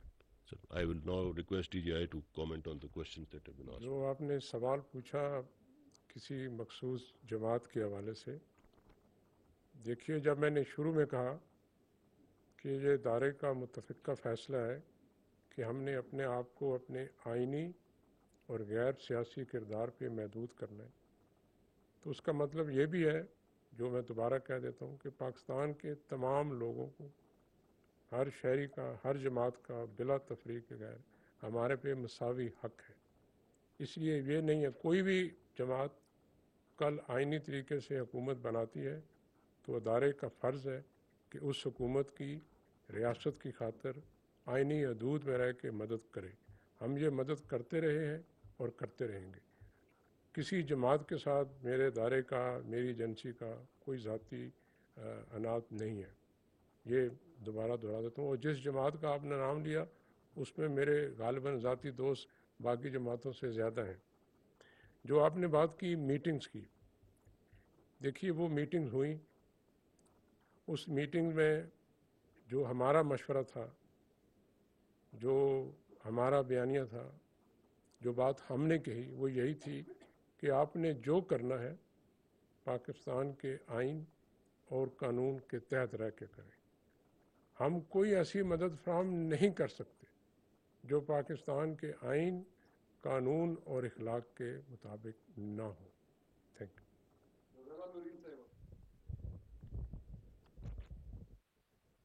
السلام علیکم سر، غزالہ نورین، سنو ٹی وی سے. سب سے پہلے تو سر آپ نے 2 دفعہ ذکر کیا شہداء کا، پاک فوج کے شہداء ہوں، ISI کے ہوں، یا تمام قانون نافذ کرنے والے اداروں کے. جتنا بھی پروپیگنڈا ہو جائے، جتنا بیانیہ بن جائے، ہم بحیثیت قوم نہ صرف ان کی قربانیوں کو تسلیم کرتے ہیں بلکہ ہم انہیں اس پر خراج تحسین بھی پیش کرتے ہیں. سر کوشچن میرا یہ ہے کہ ارشد شریف مرحوم صاحب کے حوالے سے گفتگو ہو رہی ہے، جو ایک کمیٹی تشکیل دی گئی ہے اس پر بھی بہت سارے سوالات اٹھ رہے ہیں. یہ کہا جا رہا ہے کہ اس میں ایسے افراد شامل ہیں جن پہ بالخصوص ان کی فیملی کے لوگ بھی مطمئن نہیں ہیں. اور دوسرا سر، یہاں پر میرے کولیگ نے سوال کیا تھا، اس پر بھی آپ نے کہا تھا کہ وقت سے پہلے کوئی ایسی بات نہیں کرنی چاہیے. تو جو رانا ثناء اللہ صاحب نے، جو وزیر داخلہ ہیں، انہوں نے اس حوالے سے جو بیان دیا اس میں بھی انہوں نے سونے کی سمگلنگ کے حوالے سے کچھ گفتگو کی. تو کیا آپ نہیں سمجھتے کہ اتنے سینسٹیو ایشو پر بات کرتے ہوئے ہر ایک کو سوچ سمجھ کر بولنا چاہیے اس حوالے سے؟ تھینک یو سو مچ. یہ آپ نے بالکل ٹھیک کہا. میں رانا ثناء اللہ صاحب نے جو بات کی اس کے اوپر کامنٹ نہیں کر سکتا. It is his prerogative. He is Interior Minister of Pakistan and I'm sure he has some information that he is talking about. As far as committee, جو انکوائری کمیٹی کا آپ ذکر کر رہی ہیں، دیکھیے اس میں جہاں تک مجھے پتہ ہے جو سوال انفیکٹ تھوڑا بعد میں اٹھا. ہم نے اس سے پہلے ہی جیسے ڈی جی آئی نے بتایا کہ اپنے ممبرز اس سے نکال لیے تھے. اسی کے اوپر کسی نے کوئی یہ شاید سوال اٹھایا تھا کہ جی جن کے اوپر انگلیاں اٹھ رہی ہیں وہی اس کے ممبر ہیں. تو we even before that comment came I can tell you for sure شاید کسی کو معلوم نہیں تھا کہ اس سے پہلے ہم یہ فیصلہ کر چکے تھے اور اناؤنس کر چکے تھے کہ they will be nobody from the agencies either M I اور I S I forming part of that committee. And اس کا ایگزیکٹ وجہ ہی یہی تھی کہ ہم اس کو بالکل شفاف اور غیر جانبدار رکھنا چاہتے ہیں. ٹھیک ہے. السلام علیکم سر. سر آپ نے پہلے کوشچن کے آنسر میں کہا کہ آپ کی طرف سے ریکویسٹ کی گئی اور وہ ہم نے دیکھا بھی. اس سے پہلے بھی جب نئے آنے والے آرمی چیف کے کردار کو متنازع بنانے کی کوشش کی گئی, ایک جملہ اچھالا گیا, اس کے بعد بھی ادارے کی طرف سے بڑے غم و غصے کا اظہار کیا گیا اور حکومت کو ایکشن لینے کا کہا گیا. سر کیا وجہ ہے کہ حکومت کی جانب سے پروپیگنڈا مسلسل دوسری سائڈ سے ہو رہا ہے لیکن حکومت کی طرف سے ایکشن کیوں نہیں لیا جا رہا؟ کیا حکومت جو پاپولیرٹی ہے اس کی وجہ سے بیک فٹ پر ہے؟ سیکنڈلی سر ڈی جی آئی میرا آپ سے سوال ہے سر, ارشد شریف مرحوم کی شہادت سے کہاں پر پاکستان میں کس کو نقصان ہو رہا ہے اور فائدہ سب سے زیادہ کون اٹھا رہا ہے؟ یہ بہت سارے باشعور لوگوں کو سمجھ آ رہا ہے. تو سر جتنا کچھ آپ نے اپنی ساری ڈیٹیلز میں بتایا, اس کے علاوہ ایک کیا شبہ یہ بھی ہے کہ کیا اس میں کہیں پر بھی انڈیا کی طرف سے بھی کوئی کردار ادا کیا جا سکتا ہے؟ سر اس کا کوئی شبہ ہے ابھی تک؟ Thank you. دیکھیے یہ تھرڈ پارٹی انوالومنٹ بالکل ہو سکتی ہے اور nobody can rule that out. And جیسے میں نے کہا جب انویسٹیگیشن ہوگی تو بہت سے حقائق اور سامنے آئیں گے. سو اس کے اوپر ابھی ہم کوئی رائے قائم نہیں کر سکتے as of now. But yes there is a very big possibility کہ اس کے اندر اس طرح کی انوالومنٹ اینمی ہوسٹائل ایجنسیز کی بھی ہو. پہلا سوال آپ نے کیا کیا تھا؟ ہاں حکومت, دیکھیے حکومت اپنے تئیں جو کچھ کر سکتی ہے وہ کر رہی ہے. پچھلی حکومت کے دور میں بھی بہت پروپیگنڈا کیا گیا تھا ادارے کے خلاف اور اس وقت بھی ایک جو کچھ حکومت اپنے طور پہ کر سکتی تھی کیا. دیکھیے اس کا سواتھ بہت زیادہ ہے آج کل, جو خاص طور پہ جو سوشل میڈیا کے جو ایک دور ہے اور اس میں جس طرح سے انفارچونیٹلی چیزوں کے اوپر بات کی جاتی ہے. کہتے ہیں نا we are living in a post truth era. So half truths کو, فیکٹس کو توڑ مروڑ کے, اوپینینس کو, اوپینین آج کل ایسے لگتا ہے کسی کا ہے ہی نہیں. And everybody has his own facts. That is how things are working today. And unfortunately we don't have any regulations in our country as far as social media is concerned. اس کے لیے حکومت بہت عرصے سے کام کر رہی ہے اور ہمارا معاشرہ, ہماری we are a very populous country اور ہماری قوم جو ہماری پاپولیشن ہے اس کا مور دین 65% یوتھ پہ مشتمل ہے. اینڈ یوتھ ہمارا بہت زیادہ کنیکٹڈ ہے because of the communication means available today. So اس چیز کو ریگولیٹ کرنا پڑے گا, انٹرنیشنل نارمز کے تحت کرنا پڑے گا, لیکن کرنا پڑے گا. ادروائز کوئی حکومت اپنے ریسورسز کے اندر اس طرح کے پروپیگنڈا مشین کا مقابلہ نہیں کر سکتی بیکاز ان چیزوں کے لیے آپ کو بہت ریسورسز چاہیے ہوتے ہیں. سو ہمیں ٹیکنالوجیکلی اپنے آپ کو اکوپ کرنا پڑے گا اور ہمیں اپنے ریگولیشن بنانے پڑیں گے اور اپنے جو ہمارے لاز ہیں. ہمارا مسئلہ یہ ہے کہ ہمارے جو ایگزسٹنگ لاز بھی ہیں ان کو بھی امپلیمنٹ نہیں کر پا رہے ہم. سو اس مد میں بہت کام کرنے کی ضرورت ہے. That is what I feel about it. Would you like to say anything? دیکھیے جو شہید ارشد شریف صاحب کی تحقیقات ہو رہی ہیں, میں یہی درخواست کروں گا جب تک وہ تحقیقات کسی منطقی نتیجے پہ نہیں پہنچتے ہم اپنی رائے محفوظ رکھیں. جو آپ نے بات کی کہ حکومت کیوں نہیں اداروں کے خلاف جب غیر قانونی بات چیت کی جاتی ہے تو حکومت جواب کیوں نہیں دیتی؟ حکومت جواب دیتی ہے.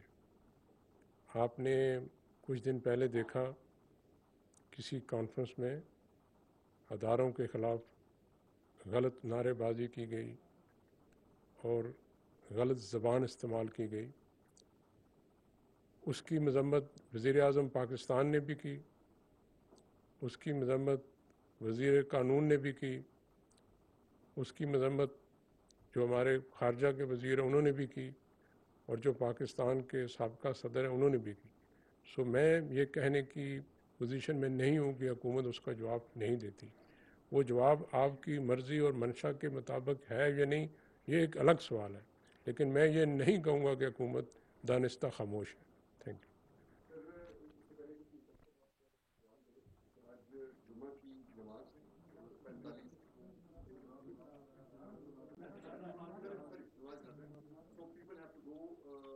You can have the last question if there is.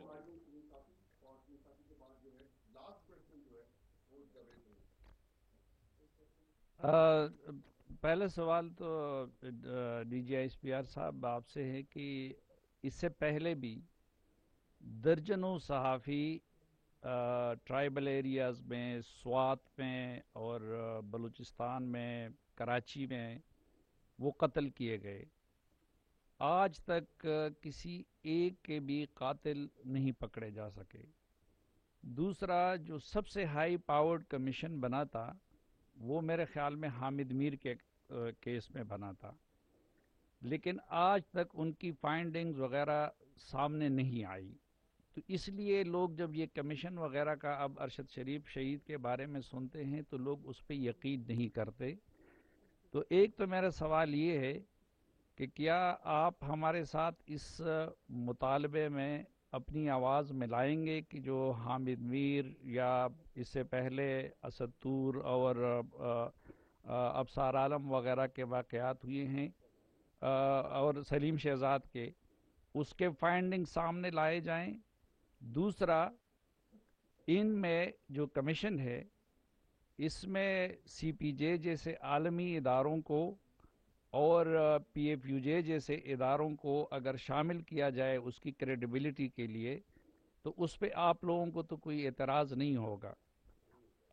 اور یہ جو پہلے میں نے آپ سے عرض چاہیں گے کہ ان کو شامل کیا میں ڈی جی صاحب ڈی جی آئی ایس آئی سے بھی سوال کروں. ایک سر آج کل ایک لیڈر ہمیں کہہ رہے ہیں کہ جی لفافی ہیں اور یہ صحافت والے لفافے لیتے ہیں. آپ کی ایجنسی کے پاس سارے رپورٹس ہوں گے، تو اگر میرے بارے میں، باقیوں کے بارے میں آپ ہمیں، یعنی میری طرف سے بالکل ریکویسٹ بھی ہے، اجازت بھی ہے کہ ہم میں سے کون کون لفافے لینے والے ہیں اور کون کون نہیں ہیں.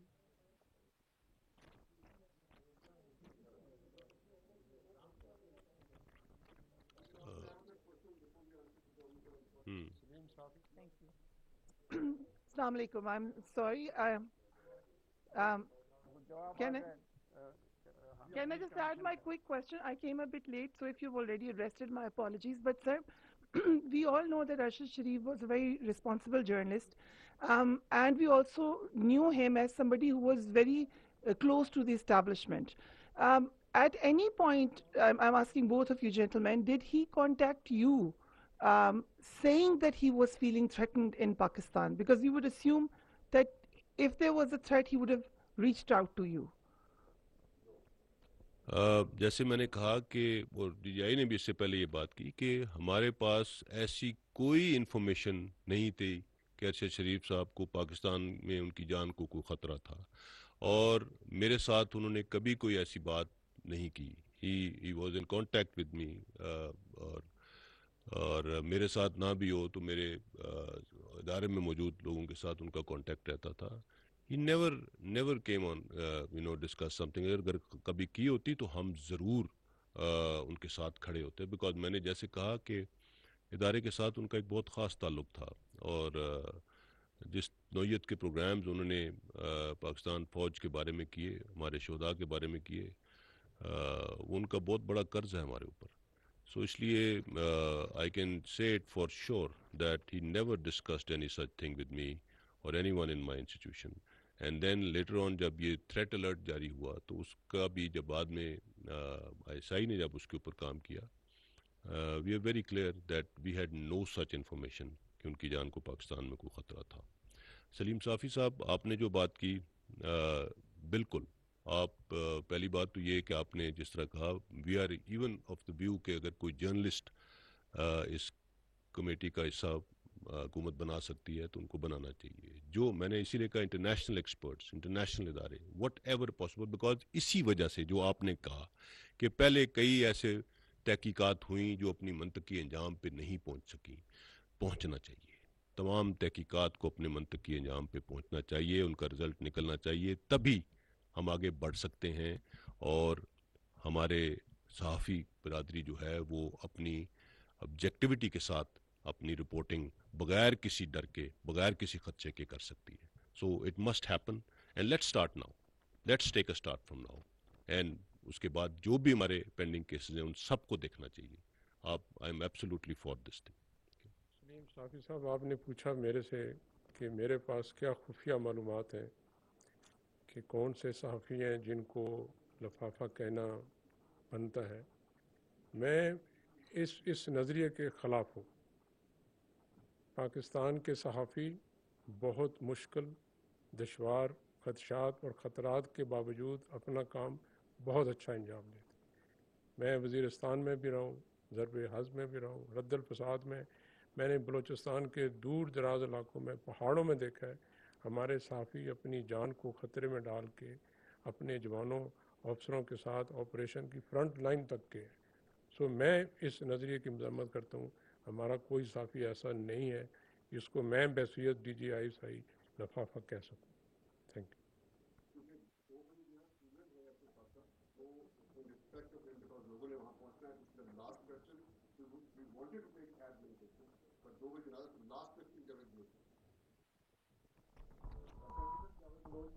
ٹیلی ویژن سے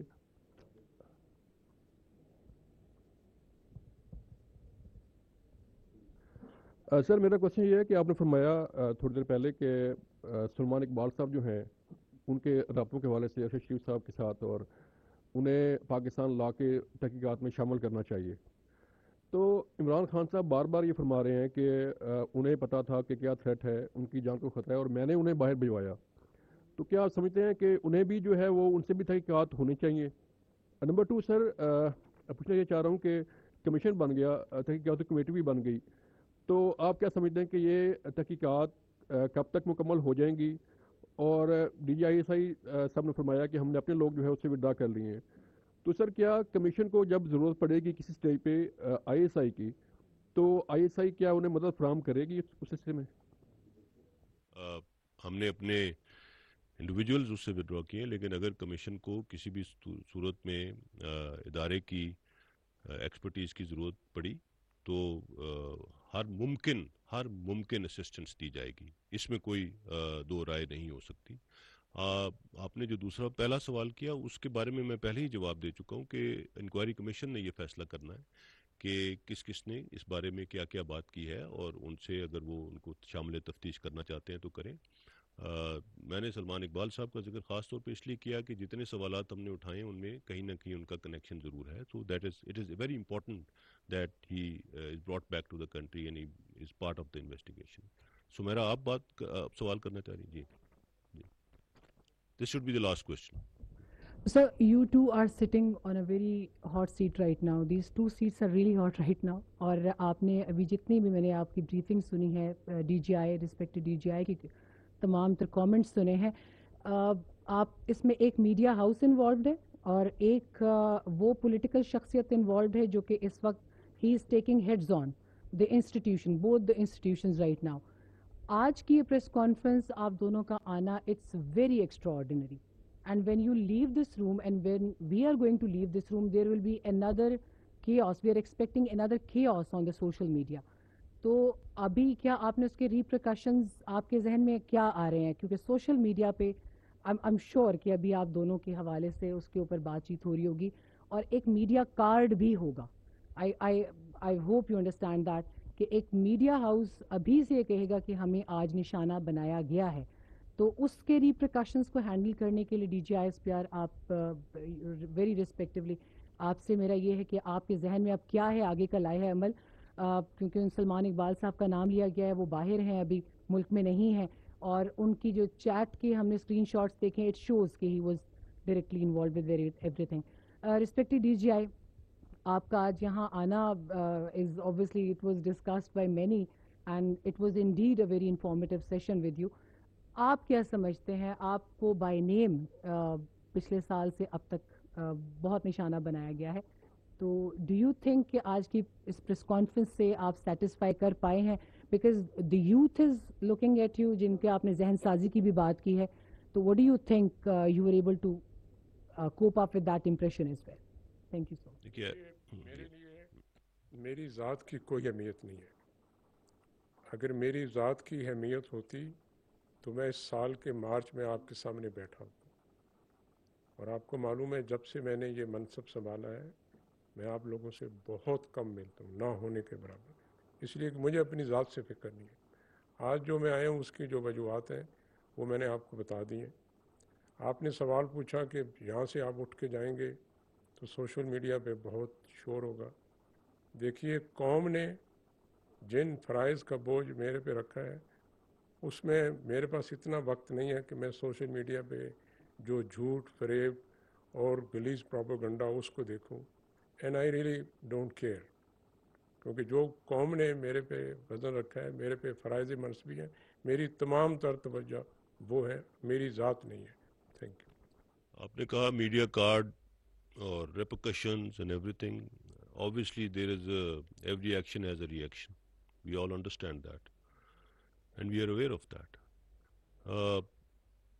جو آج ہم نے بات چیت کی, میں نے جیسے کہا کہ ہم نے کسی پہ کوئی الزام لگانے کی کوشش نہیں کی ہے. we have just brought the facts out and we have placed them in front of you, and it is for you to connect the dots, and it is for you to see who is playing a media card and who is running a smear campaign, even in the wake of all the facts that we have given today. So یہ وہ چیزیں ہیں جن کے اوپر میں سمجھتا ہوں کہ ہمیں آپ کی سپورٹ چاہیے ہوگی. اب آپ اس کو آگے لے کے چلیں گے. ہمارے پاس جو ابھی تک تھا وہ ہم نے شیئر کیا, اور ہمارا فیوچر کا جو لائے عمل ہے وہ بھی ہم نے آپ کو بتا دیا ہے کہ we are only waiting for the inquiry commission, and we have already said کہ ہم چاہتے ہیں کہ اس کو بیسٹ پاسبل ریسورسز دیے جائیں اس کمیشن کو, اس کمیٹی کو, اور بیسٹ پاسبل انوائرمنٹ دیا جائے تاکہ وہ اس کیس کو پوری طریقے سے انویسٹیگیٹ کر کے اس کو حل کر سکے. Thank you very much for being here today. We are really grateful. Thank you.